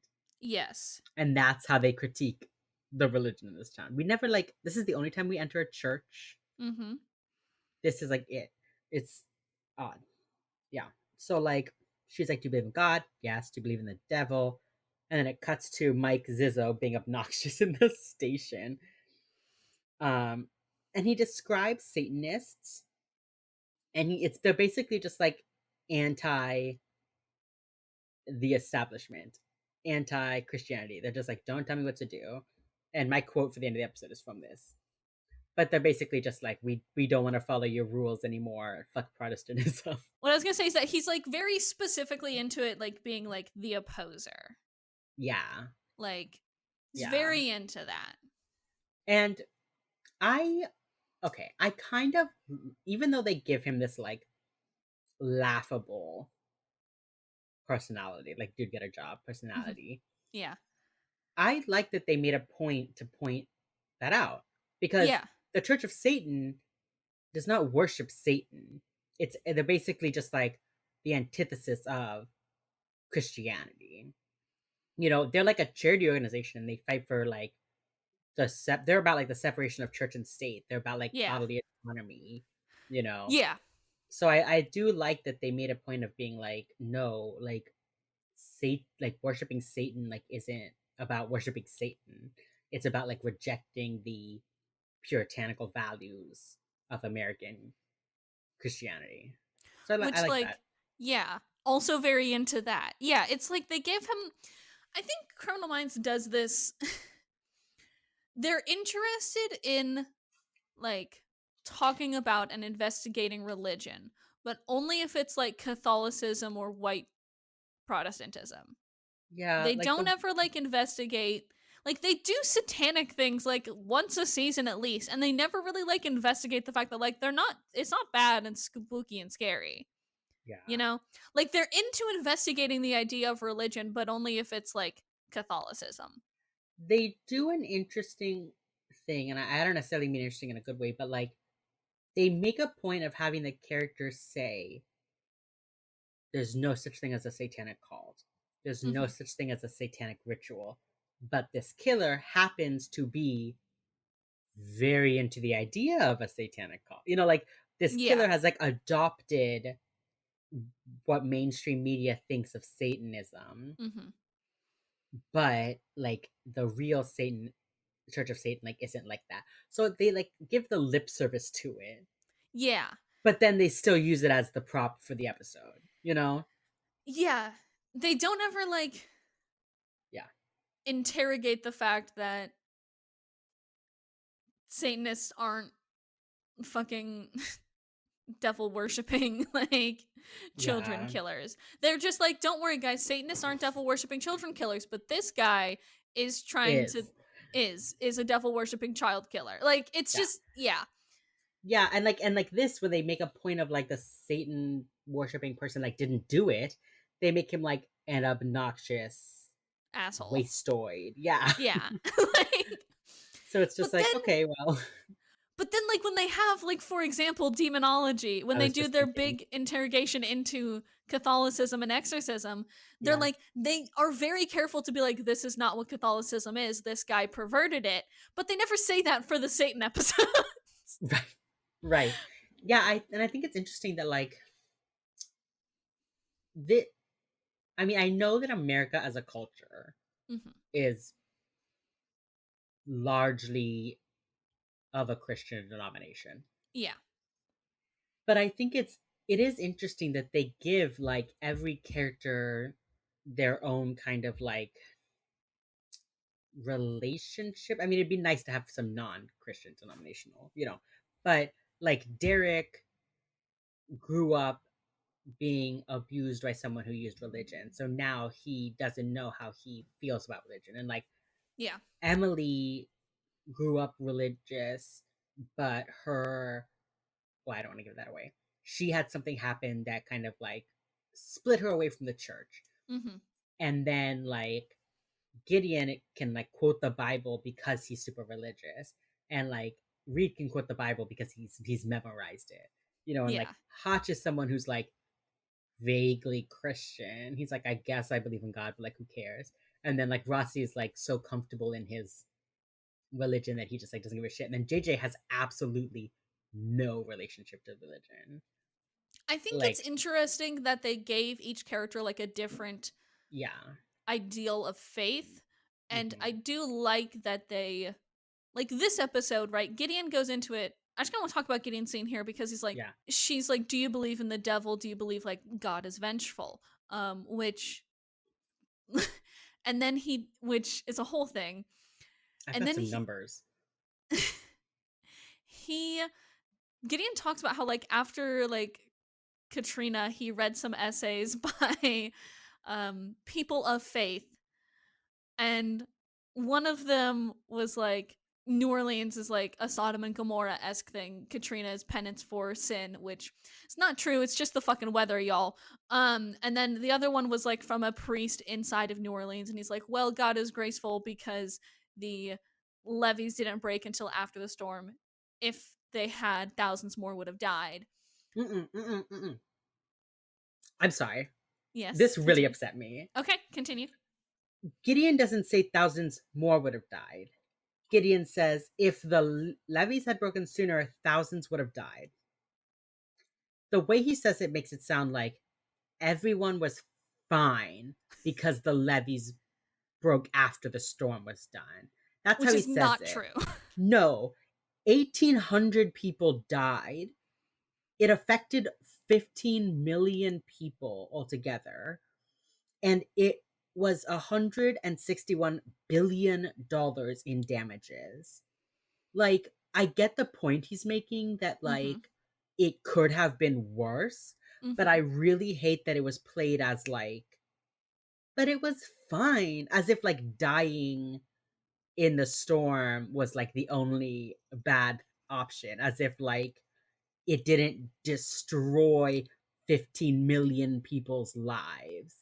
Yeah, and as though people didn't get stranded on the roofs of their houses for Yes. like days and weeks. Like it's just Yes. And this episode aired 3 months after Katrina. really that soon? They were still finding fucking bodies in the houses. And they had the audacity to put in a line about like Katrina was a sign of God's love because it could have been worse. Like Bush hadn't even fucking gotten back from his vacation yet when this episode came out. He said that and I literally had to pause it and be like, how fucking dare you? Like, as someone from Miami who grew up seeing hurricane shit and like damages from hurricane, who was affected by Hurricane Katrina, hearing him so flippantly be like, Mm-hmm. God's love saved those people. Like, no, it fucking didn't, Gideon. And like, white people just like him purposefully like didn't let black people into their part of town. So all these black lives, we lost them. And it was just like I literally had to be like, Criminal Minds. How fucking dare you? I was I how dare Criminal Minds? And why? I get I get that it was like topical, Yeah. but no. But also like, yeah, why was that Gideon's example of two sides of the same coin? Religious people have been doing two sides of the same coin bullshit for fucking ever. Like they definitely picked it because it had happened, Recently? recently. Like I guess like if the episode aired 3 months after Katrina, this episode was written much closer to it. And like, I don't know. I personally didn't, probably because I was fucking 7 when this episode aired and when Katrina happened. I personally like didn't realize how close to Katrina this episode was. I didn't realize that it was like 3 months. I assumed it Yeah, was like a year or no, more. the levees broke on the 8th broke on August 29th, 2005. This episode aired November 30th, 2005. Almost 3 months to the day this episode aired. Why the fuck did they use Katrina? I mean, there are plenty of tragedies that they could have used. And there are plenty of tragedies that religious people spin to be both ways. Yes. It's not like religious Why? people are solely divided on if God is vengeful or not. Like, there's a whole lot of other shit white Protestants are divided on. I know. And like, why would you choose something so soon after that? That's fucking bonkers. So soon after that. Especially because like it's not just like the levees fucking breaking. Like when this episode aired, it was like FEMA was being refused federal help. Bush wouldn't declare it a national disaster. People were like still on fucking rooftops. Like it I cannot imagine why they would do something like this so close. And I know I'm being dramatic, but this is like a issue that's very close to me Yeah, because of yeah. how I grew up. And it's just like why, like I think the way that they mentioned Katrina in season 2 is better. In season 2, it's Jones, season Mm-hmm. 2 episode 17, I think, where they go to New Orleans and you find out that like Will, Yeah, that hey, one, yeah. Will's father died in the hurricane, and they talk about how like the town is still recovering and all that kind of stuff. Mm-hmm. You know, they treat it with, I feel, the respect that event deserves. This is so flippant. Like, imagine if after the Pulse shooting, they had an episode that was like a shooter in a club, and Rossi was like, "At least only a few people died." Like, what? Yeah, it's just so. I just cannot grasp why this was the thing. 3 months it aired. They wrote that shit like a month after Katrina happened. Why was like this the event that Gideon used? It devastated Louisiana. And you're just gonna be like, it was God's Religious love. people say A and B. Yeah. Like, why is that your. Why is that the event? Like, why wasn't it just like natural disasters? Like, some people say, some people write that like hurricanes are like punishment from God, but some people think it's God's way of giving us an opportunity to start over. Like some like vague Fucking shit.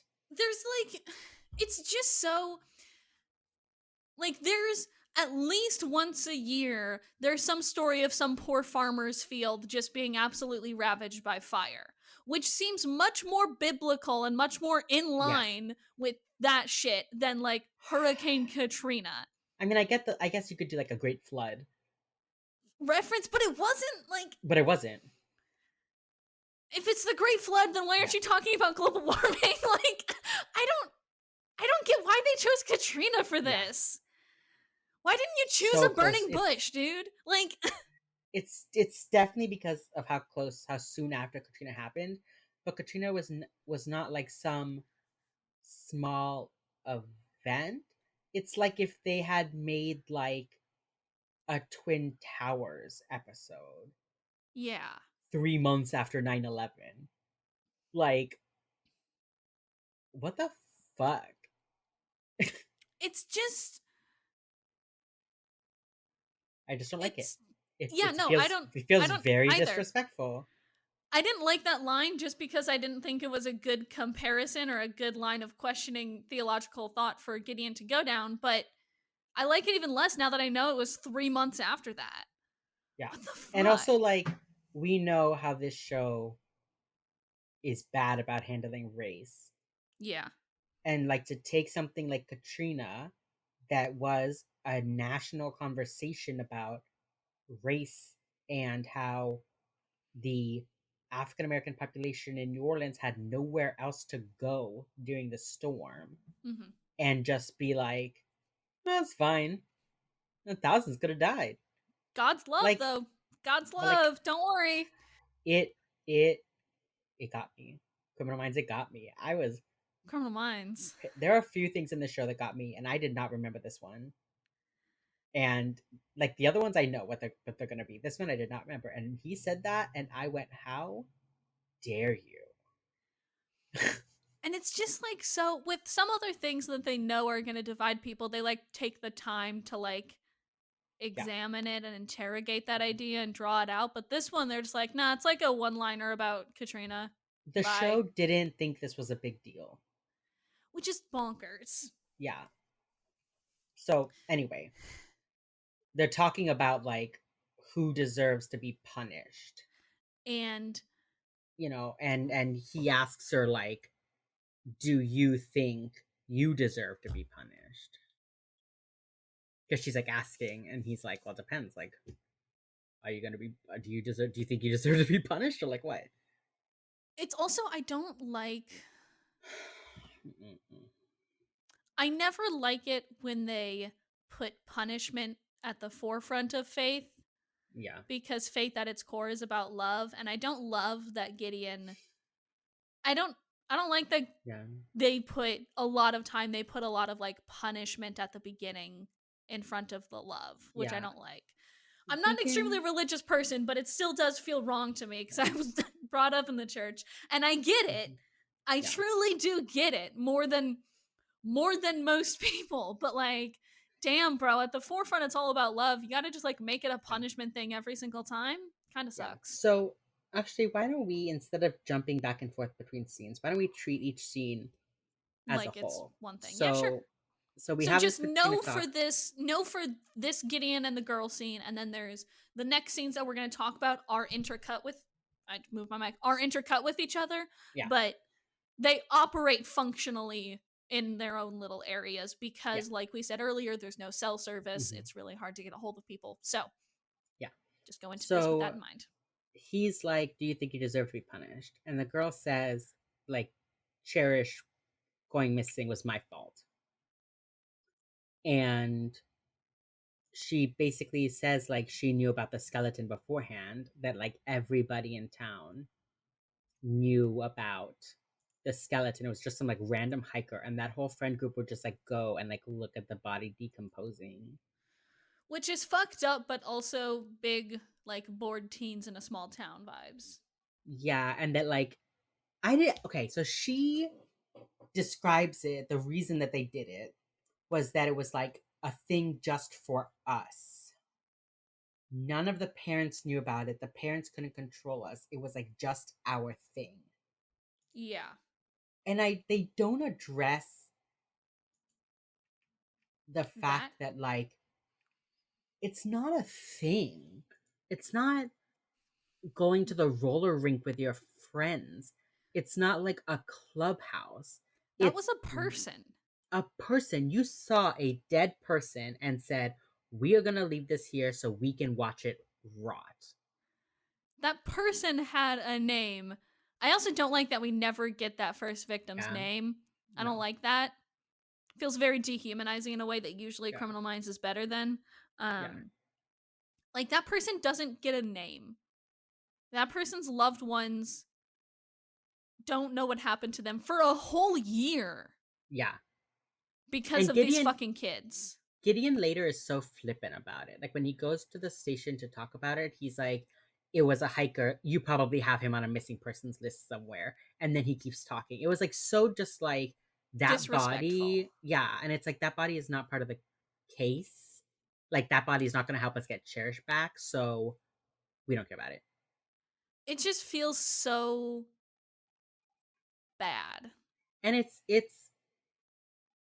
I mean, I think, ugh, Criminal Minds, this is like one of those things that like you could make a movie out of this episode that Yeah. delves into like what kind of Christianity is this town teaching that these kids do not say that's a person we have to tell their family they're dead. Like what has happened to make these kids say, I literally could not give two shits about this person. Let's watch it rot. And they do not explore it. Punishment first Protestantism, dude. It's just It's teaching that God is vengeful, but not that God is loving, you know? Like, not to, like, be religious, but, like, it is a very big thing in small towns that, like, first and foremost, God is vengeful. yeah, Secondly, he says to love your neighbor, right? Like, it's not, yeah. first and foremost, God is vengeful and God is mean. It's just like this episode was like so. It felt like it almost said so much. Exactly.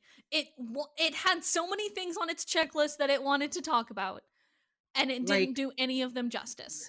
you could have made a whole thing about like the the town being so caught up in being like a good Christian town that it like turned its kids into like hollow shells, without compassion.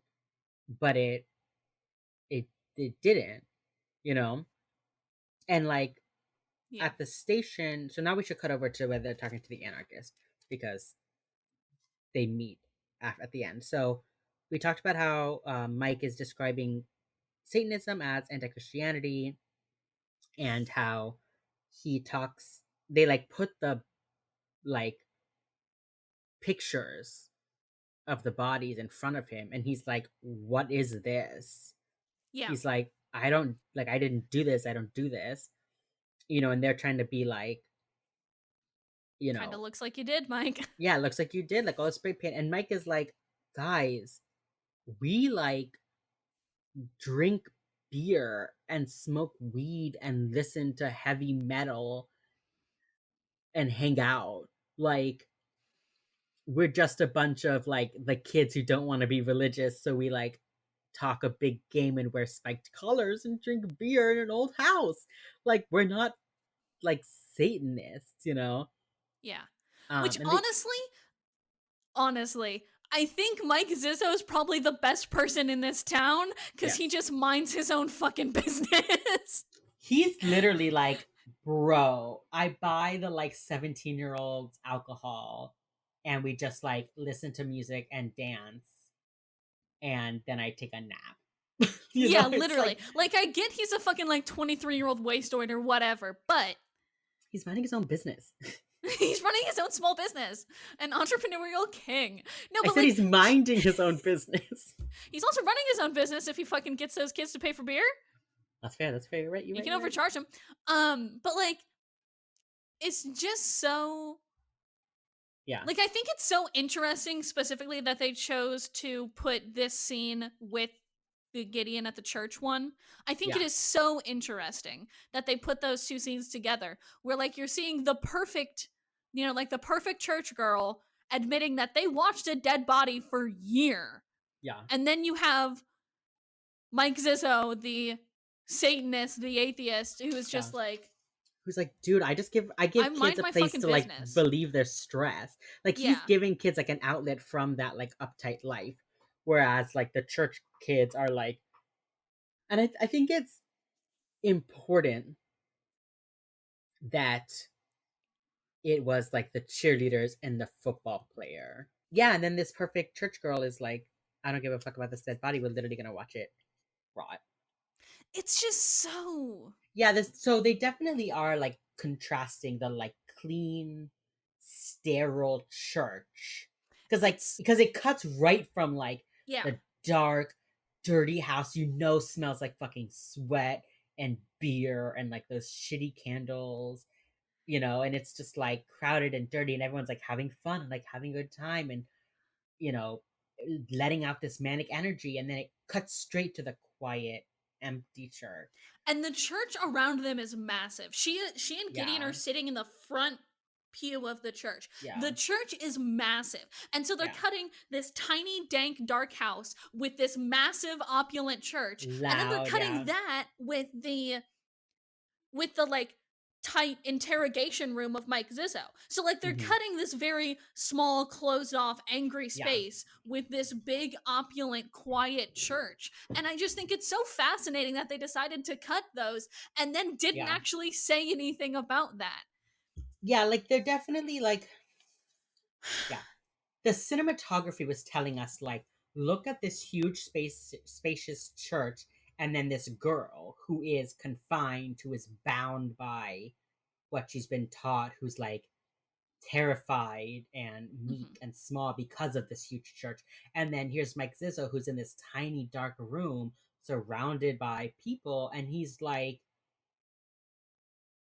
he enjoys his life, and he's like, I know what I stand for. I'm a good person. Just because I buy fucking kids beer doesn't make me a shitty person. Yeah. And I think they had something to say about how religion could be stifling, and that clean big spaces didn't make up for that, and how freeing yourself from that, from those expectations, makes you feel free even when you're Confined. confined.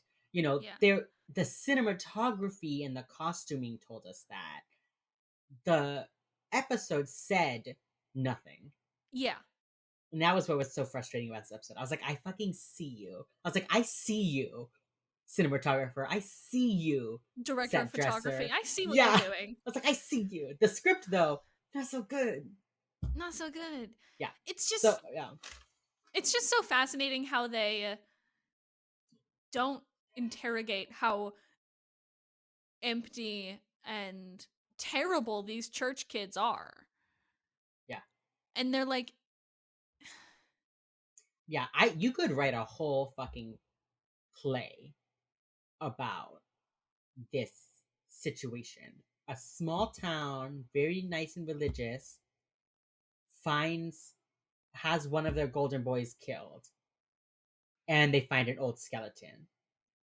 So they bring in these big city outsiders.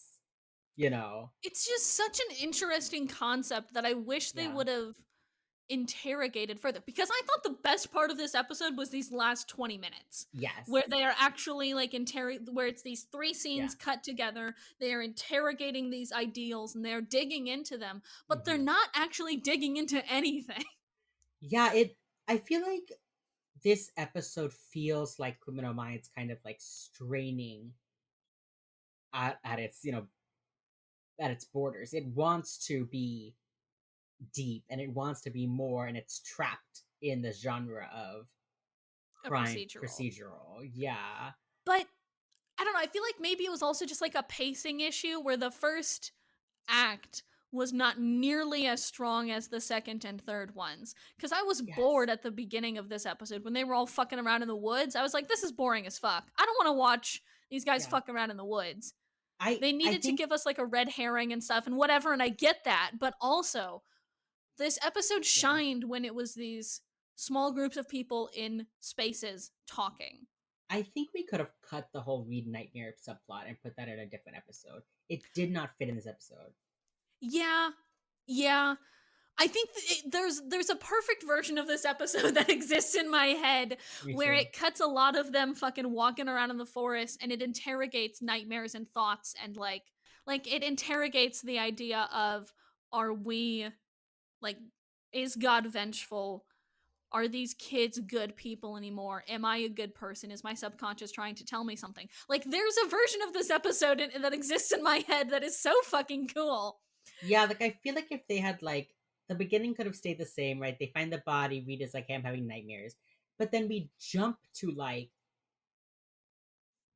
even if it had been like they get to the small town and like eat at a restaurant and get to meet some of the townspeople. Like we do not know anything about this town except the like three characters we talk to. And we So don't it's know like, anything about this town except for what the white Christian right, sheriff tells us. right. Which is interesting. And the fact that it's like all rich lawyers and doctors and like, yeah, I don't know. There's a lot there that they could have dug much deeper into. So we get back to the church, or no, we so the Gideon leaves the church. gets to the station, and like they've ruled out Mike Zizzo. He's done for the episode. Yeah. Gideon like tells them about this girl whose name is Brandy. And the football team and the cheerleaders knew about the body. But Brandy tells them there were no candles and no spray paint the last time they went, which was a few months ago. Yeah. And how Again, like completely ignoring the fact that this is a human person who right, has been dead for a year, whose family has been missing them. not a big deal. Completely ignoring that Yeah. fact. And Gideon says like it's gonna be somebody who like injected themselves into the situation, and he says like who's the one who gave us all the information, and that's when the sheriff is like, oh my god, it's my son. And Gideon's like, he's the one who told us about the Lord of Destruction. He's the one who told us to find Mike Zizzo. You know, he like knew all these things.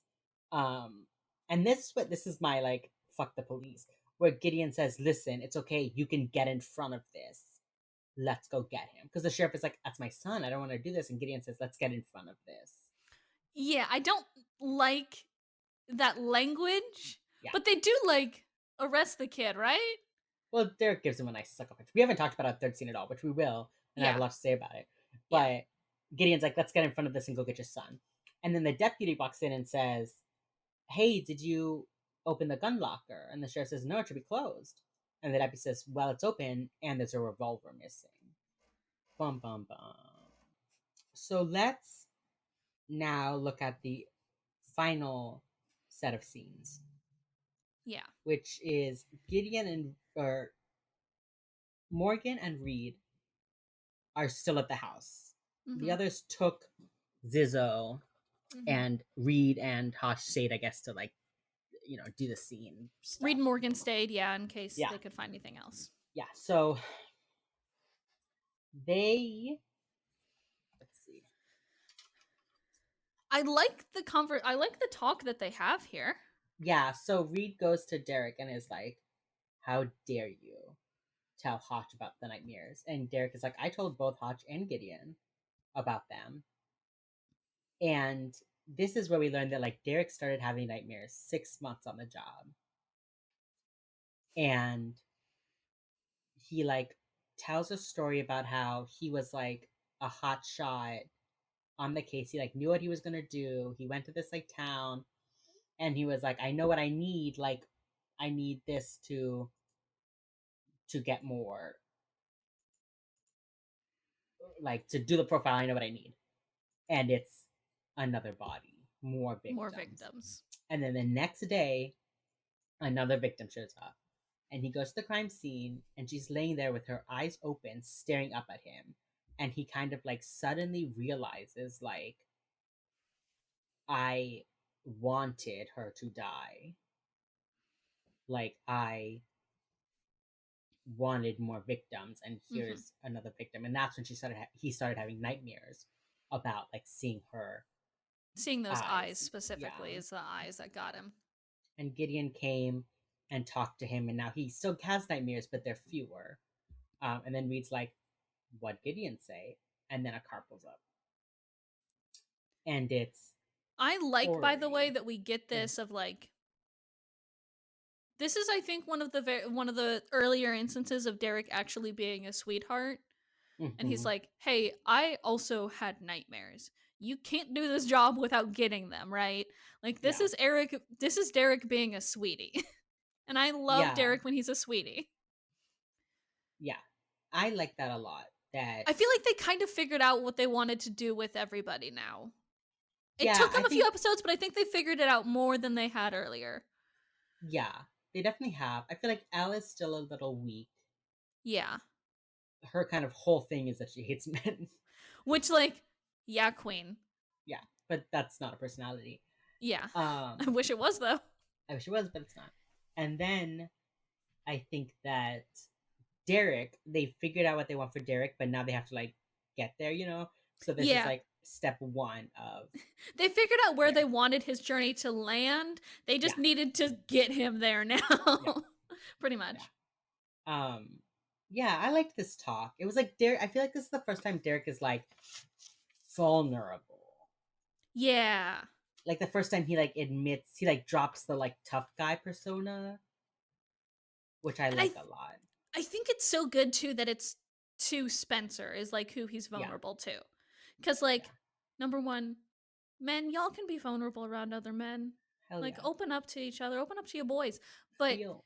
specifically it's like I like that it's to Spencer Yeah. who has like I think the the indication here is that Spencer has no trouble being vulnerable because he's the tiny little nerd, but he does though. Like he does have problems being vulnerable to people like telling Gideon about these nightmares and everything.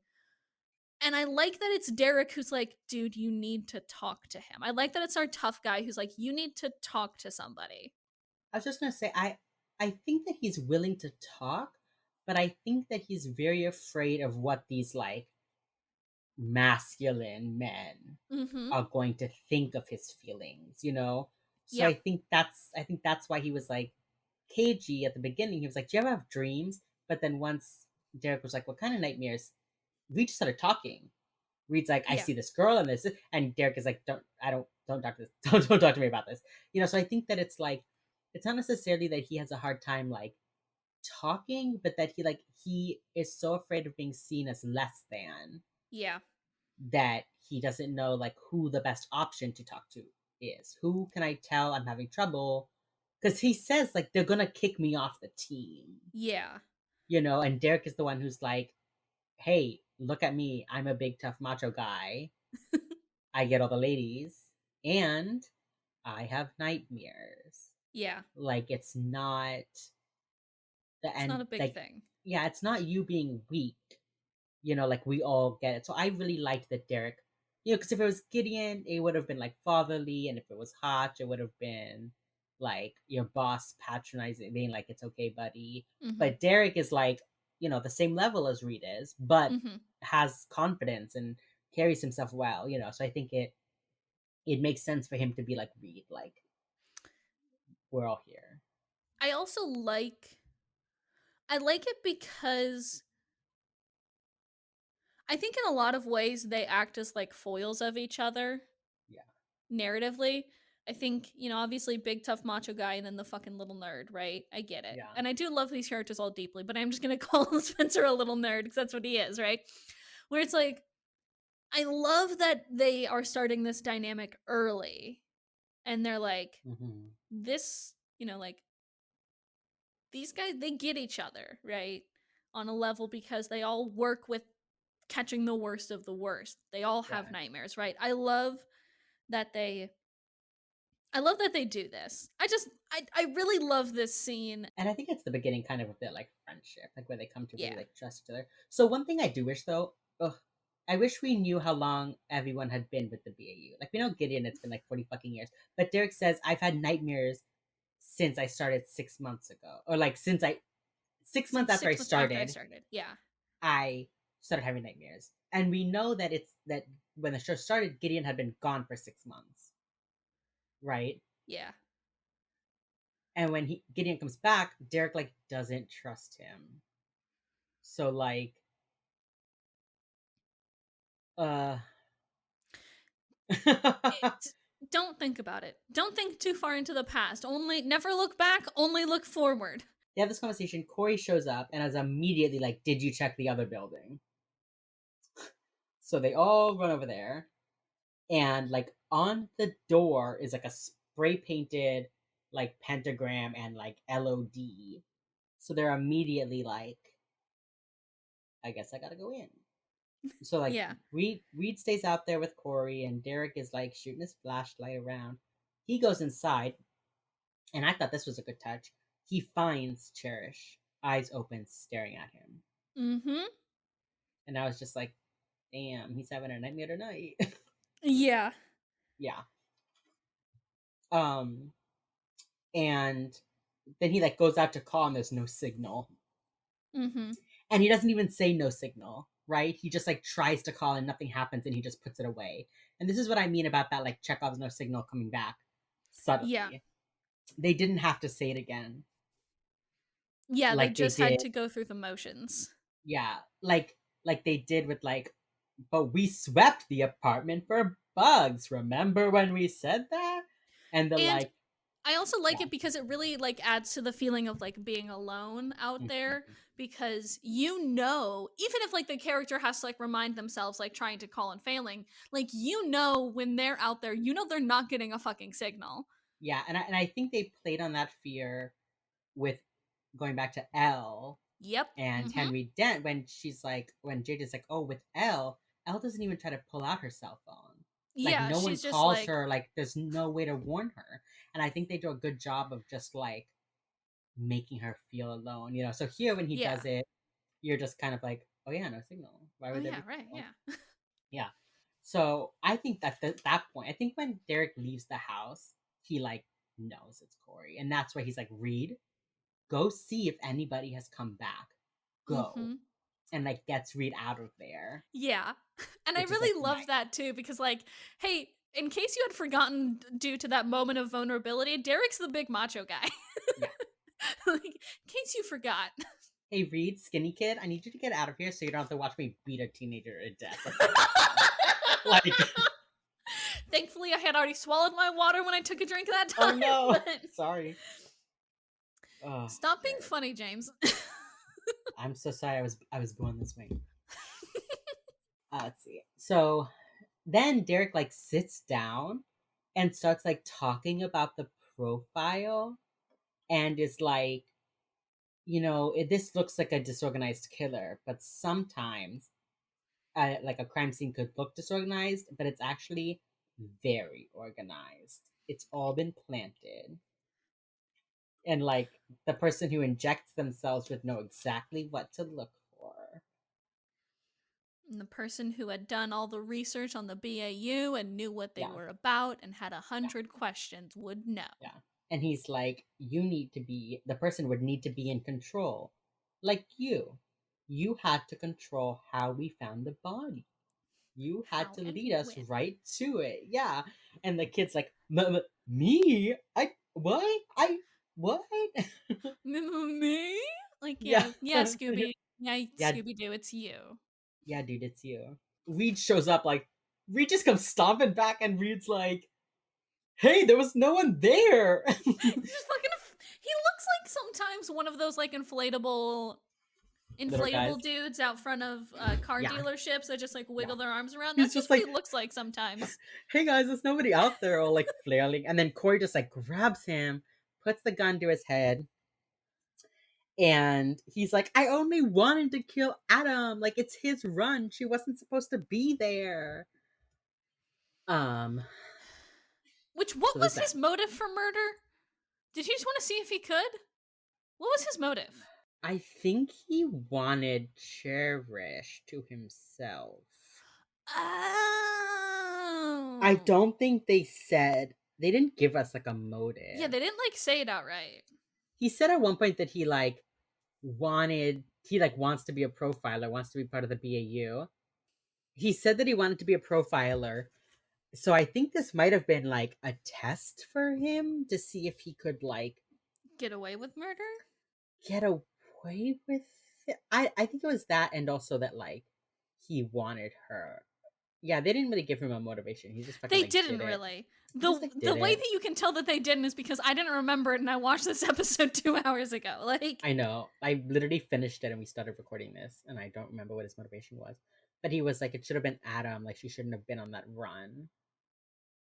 I think this episode was just about like good Protestant kids who snap. I don't know. which Um, like is a neat thing to make an episode out of if if they you had do made it that what well. the episode's about. Yeah, if you Yeah. know what it's about. Derek puts on his gun, and then Reed starts like quoting "Thus spoke Zarathustra," and they start like calling the boy like weak, and then he like does some like jerky motion, and like Reed like gets out of his grip, and Derek like tackles them both to the ground, and Reed was like, "What was that?" And Derek was like, "I saved you," and he's just like, "Did you have to tackle both of us?" Like Reed, I love Reed, that. yeah, Reed's just like, "Dude, what the fuck?" And Morgan says, "You're welcome, Reed." So funny. Which is just so Yeah, fucking nerd. yeah. As you hear sirens in the background, the police show up. And then it cuts to the jet where Elle is asleep on the couch. JJ has her nice blue blanket like she does. Hotch is sleeping sitting up. Morgan's like laying on his back, can't fall asleep. And then Reed is staring into space, and Gideon pulls out his wallet and he opens it, and there's a picture of like a family, and he like tells Reed about like this case where the girl was like 13 and she went missing, and he managed to save her, and now he has this picture, and every night before he goes to bed he like looks at this picture, and it like helps him like not have nightmares, and He you also know, says that like every year she writes a letter to the BAU, like yeah, thanking them, which I yeah, think is so sweet. which is very cute. It's also, it's Well, like a nice reminder. Like they did absolutely dehumanize that one victim, but like it's a nice reminder that like the BAU like saves people. yeah, and it becomes a consistent thing about Gideon. Like in his office, he has like a cabinet with just covered of pictures of people he saved. And Yeah, he has like a book with like a numbered list of like the people he saved, and he like keeps in contact with like all of them. So I think that it's like that's how we see that's his kind of consistent thing. And I'm gonna put this to Mandy Patinkin and his acting choices, that Gideon, like after doing this for so many years, like clings to the life aspect and like the yeah. small good that they're He doing. clings to the good he does, not the Yeah, evil that he can't stop. exactly. And that's kind of Gideon's like message. And he says like everyone on the jet has bad dreams. And I really like the way they said that, because a lot of times in the show when they talk about profilers and they leave JJ out when Hmm. JJ like sees like all the All same the shit shit they do. they do, Yeah. yeah. So I like that he said like everybody on this jet has nightmares. Hmm. Which was nice. And then Reed talks about what his nightmare is. There's a baby in a circle and there's a person on the other side, and he says, and I can't get to them in time. And that's all we get about his nightmare. Doesn't mean anything. It's just a really vague. Just like a thing. Sometimes though, like nightmares are like that, where like they don't Yeah. mean anything. You Just just like feel dread. unsettled in the pit of Yeah. your stomach. Yeah. So I do like that Yeah. they're like, this isn't some like magical meaning thing. This is just like Yeah. he just Yeah. hates this dream, which I Yeah. like. Yeah. And then Gideon has said we just have to do enough to like make the nightmares bearable.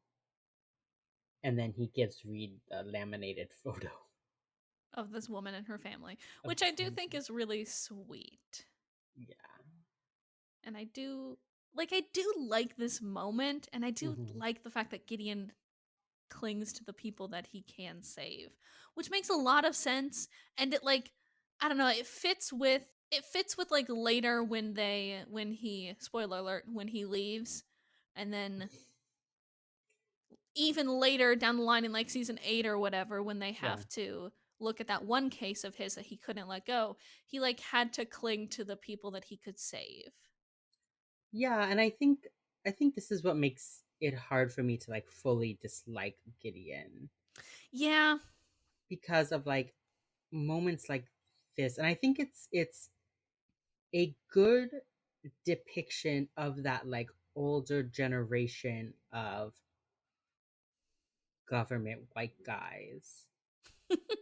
I know that sounds like so dismissive, but like you know what I mean, like Yeah. the people who genuinely thought they were like in it to do good, Yeah. but were actually like just part of the system. Like Gideon is like Islamophobic, and he's sexist and he's racist and he's Yeah. all of those bad things. But I think that he is like that because that's just how he is. And he doesn't like, I don't know how to say this. Like, he will save anybody, he cares about everybody, but his like, he does not challenge his systematic belief Yeah. systems, you know?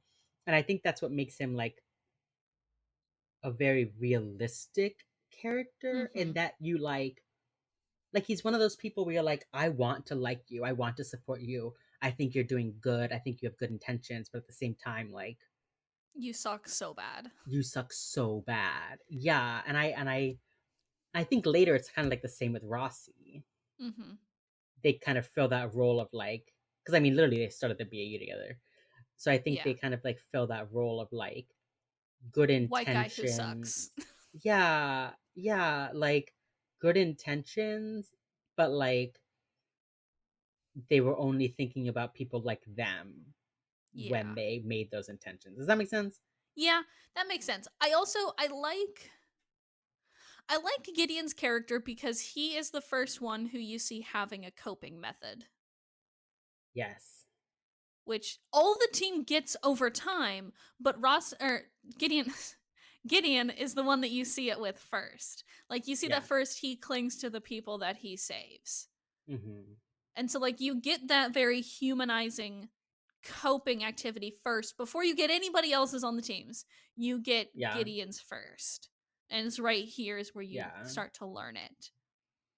Yeah, I think it's he I like don't want to call him complicated because he's like not complicated. He's not a complicated character, but No, he's he's not a nuanced. complicated character, but Mandy Patinkin plays him like he is. Does that track? Exactly. Like, Exactly. Mandy Patinkin has this idealized version of Gideon that he plays, but the Yeah. real version of Gideon that ends up on screen is a much different Gideon.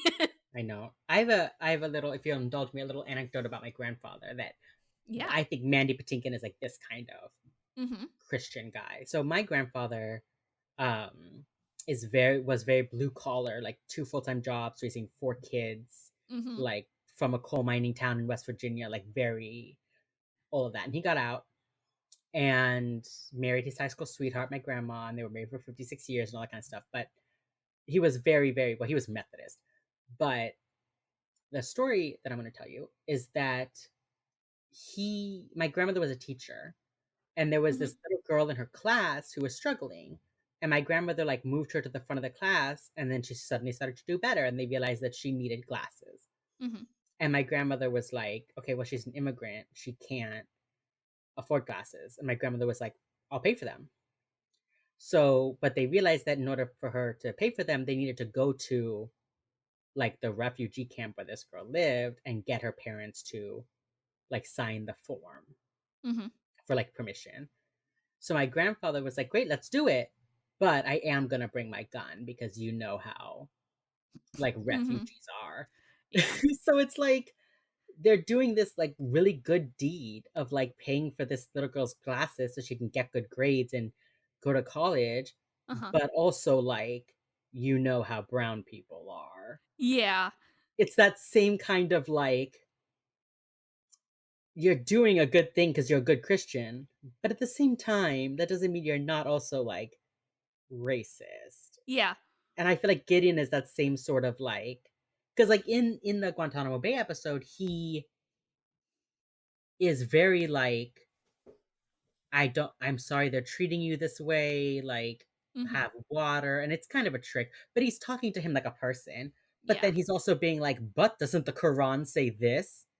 Like he's very like, I know your book better than you. Yeah.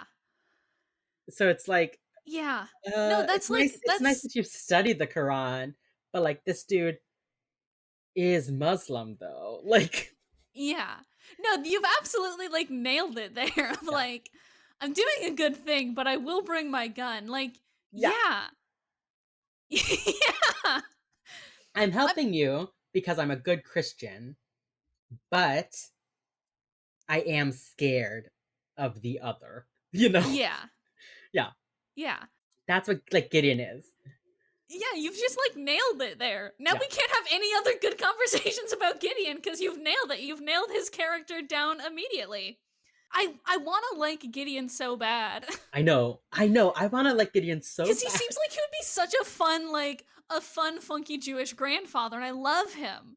But Yeah. like, But then he would make a limp wrist joke.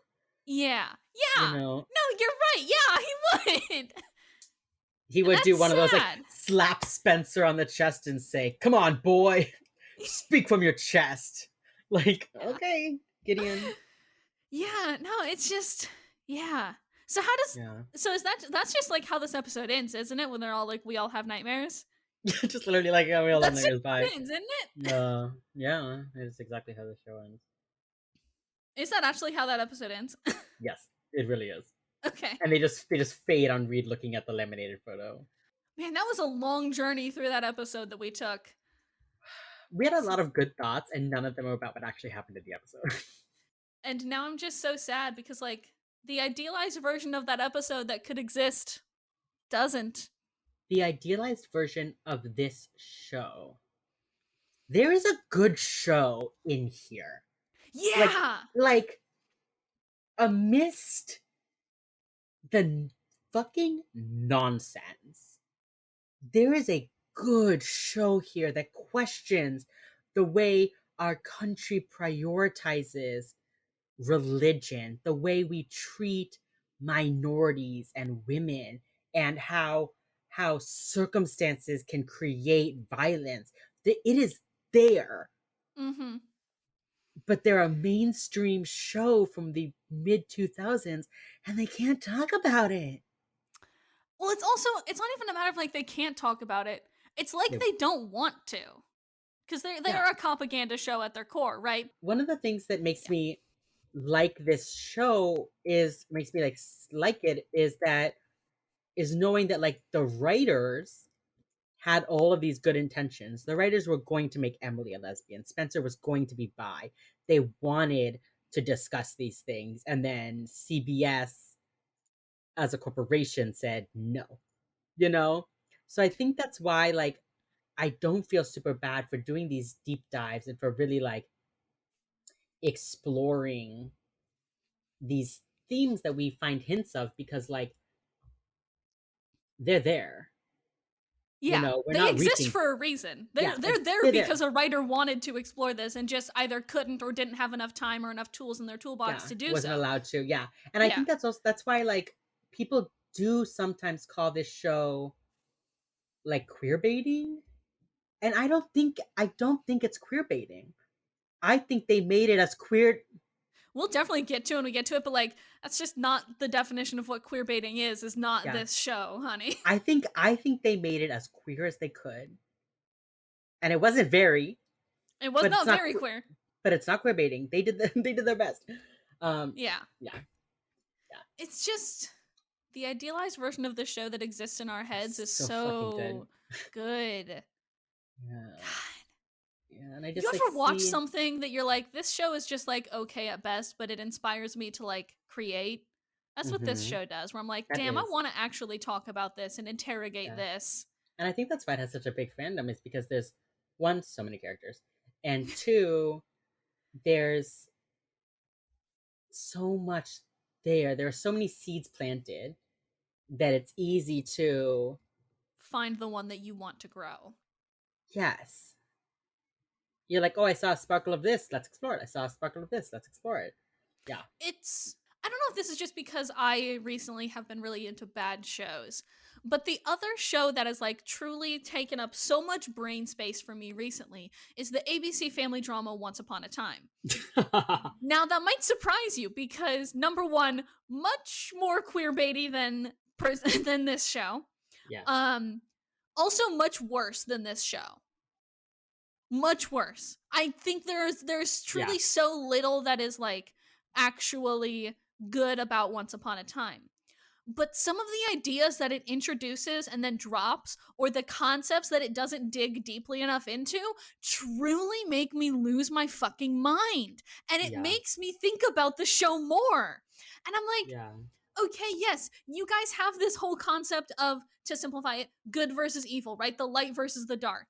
And then they fucking then they did this whole storyline where Regina takes a fucking Jekyll and Hyde serum to separate herself from the evil queen, which is apparently the darkness that's inside of her.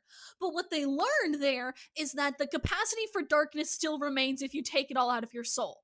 So like the logical thing there would be to like explore the fact that like being evil isn't just something you are, it is something you do, it is something that everybody has the capacity for. And Yeah. they touch that so briefly, and I just want to like talk about that concept more because it truly drives me up the fucking wall. And like Yeah. it's shows like Criminal Minds and like Once Upon a Time that inspire people to write these huge fucking metas and these huge essays and to Mhm. create things based on it because they're bad. Because they flirt with ideas they cannot fully commit to. And Yeah. I love that we can still find value in something that is not good. I just love that. Yeah. And I think it's important to talk about potential. Yeah. That's what we're really talking about, I feel like, on this podcast is potential. Like, we're talking about what they do and also what they maybe don't realize that they do. Is like, Yeah. maybe they didn't realize that they were contrasting the bright open airiness and the opulence of the church with the tiny interrogation room with the Satanist, right? Maybe they didn't realize that that was the direct thing they were doing. I don't know how they couldn't have, because they are professionals who make TV for a living, but maybe they didn't realize that. We And should it's like just like, it drives me fucking bonkers. we should make it a thing to try and look at like non-textual Elements. communication. Yeah. Yeah. I Like what love watching just the cinematography of run-of-the-mill procedurals, because truly the cinematography says things that the writing yeah. can't. Yes. Yes. And I 100%. think that's something I'm definitely going to keep an eye out for it, because Yeah. every time they're in a church, it's just so interesting. The way they frame it is so fascinating. Mm-hmm. James, after all that, This episode is going to be 2 hours long. oh yeah, definitely. We have recorded for much longer than 2 hours at this point. James, after all of that, on a scale of 1 to 10, what do you rank this episode? We boil it down, we talk about it in length, and then we boil it the fuck down. What do you rank this episode? I guess like a 7. A 7? A 7? Yeah. It Okay. introduces some things and then it is bad. I think I'm gonna go with you on a 7, because you're right. It flirts with a lot of concepts that it can't commit to. It says a lot, but it also says nothing. Mm-hmm. And so, we continue. Did they say the popular kids at all in this episode? No. I also don't like this episode title for this episode. I don't like using the popular kids. It's supposed to be, the football players and the cheerleaders, but they're the only ones that we talk to. So there's like nothing to contrast them against. The only thing you can contrast them with is the fucking shitty Satanist, who sucks, but also I'd say he's is the popular. His best house person is in full this all the show. time. Yeah. Yeah. Like, I don't know, I don't like the name of this episode.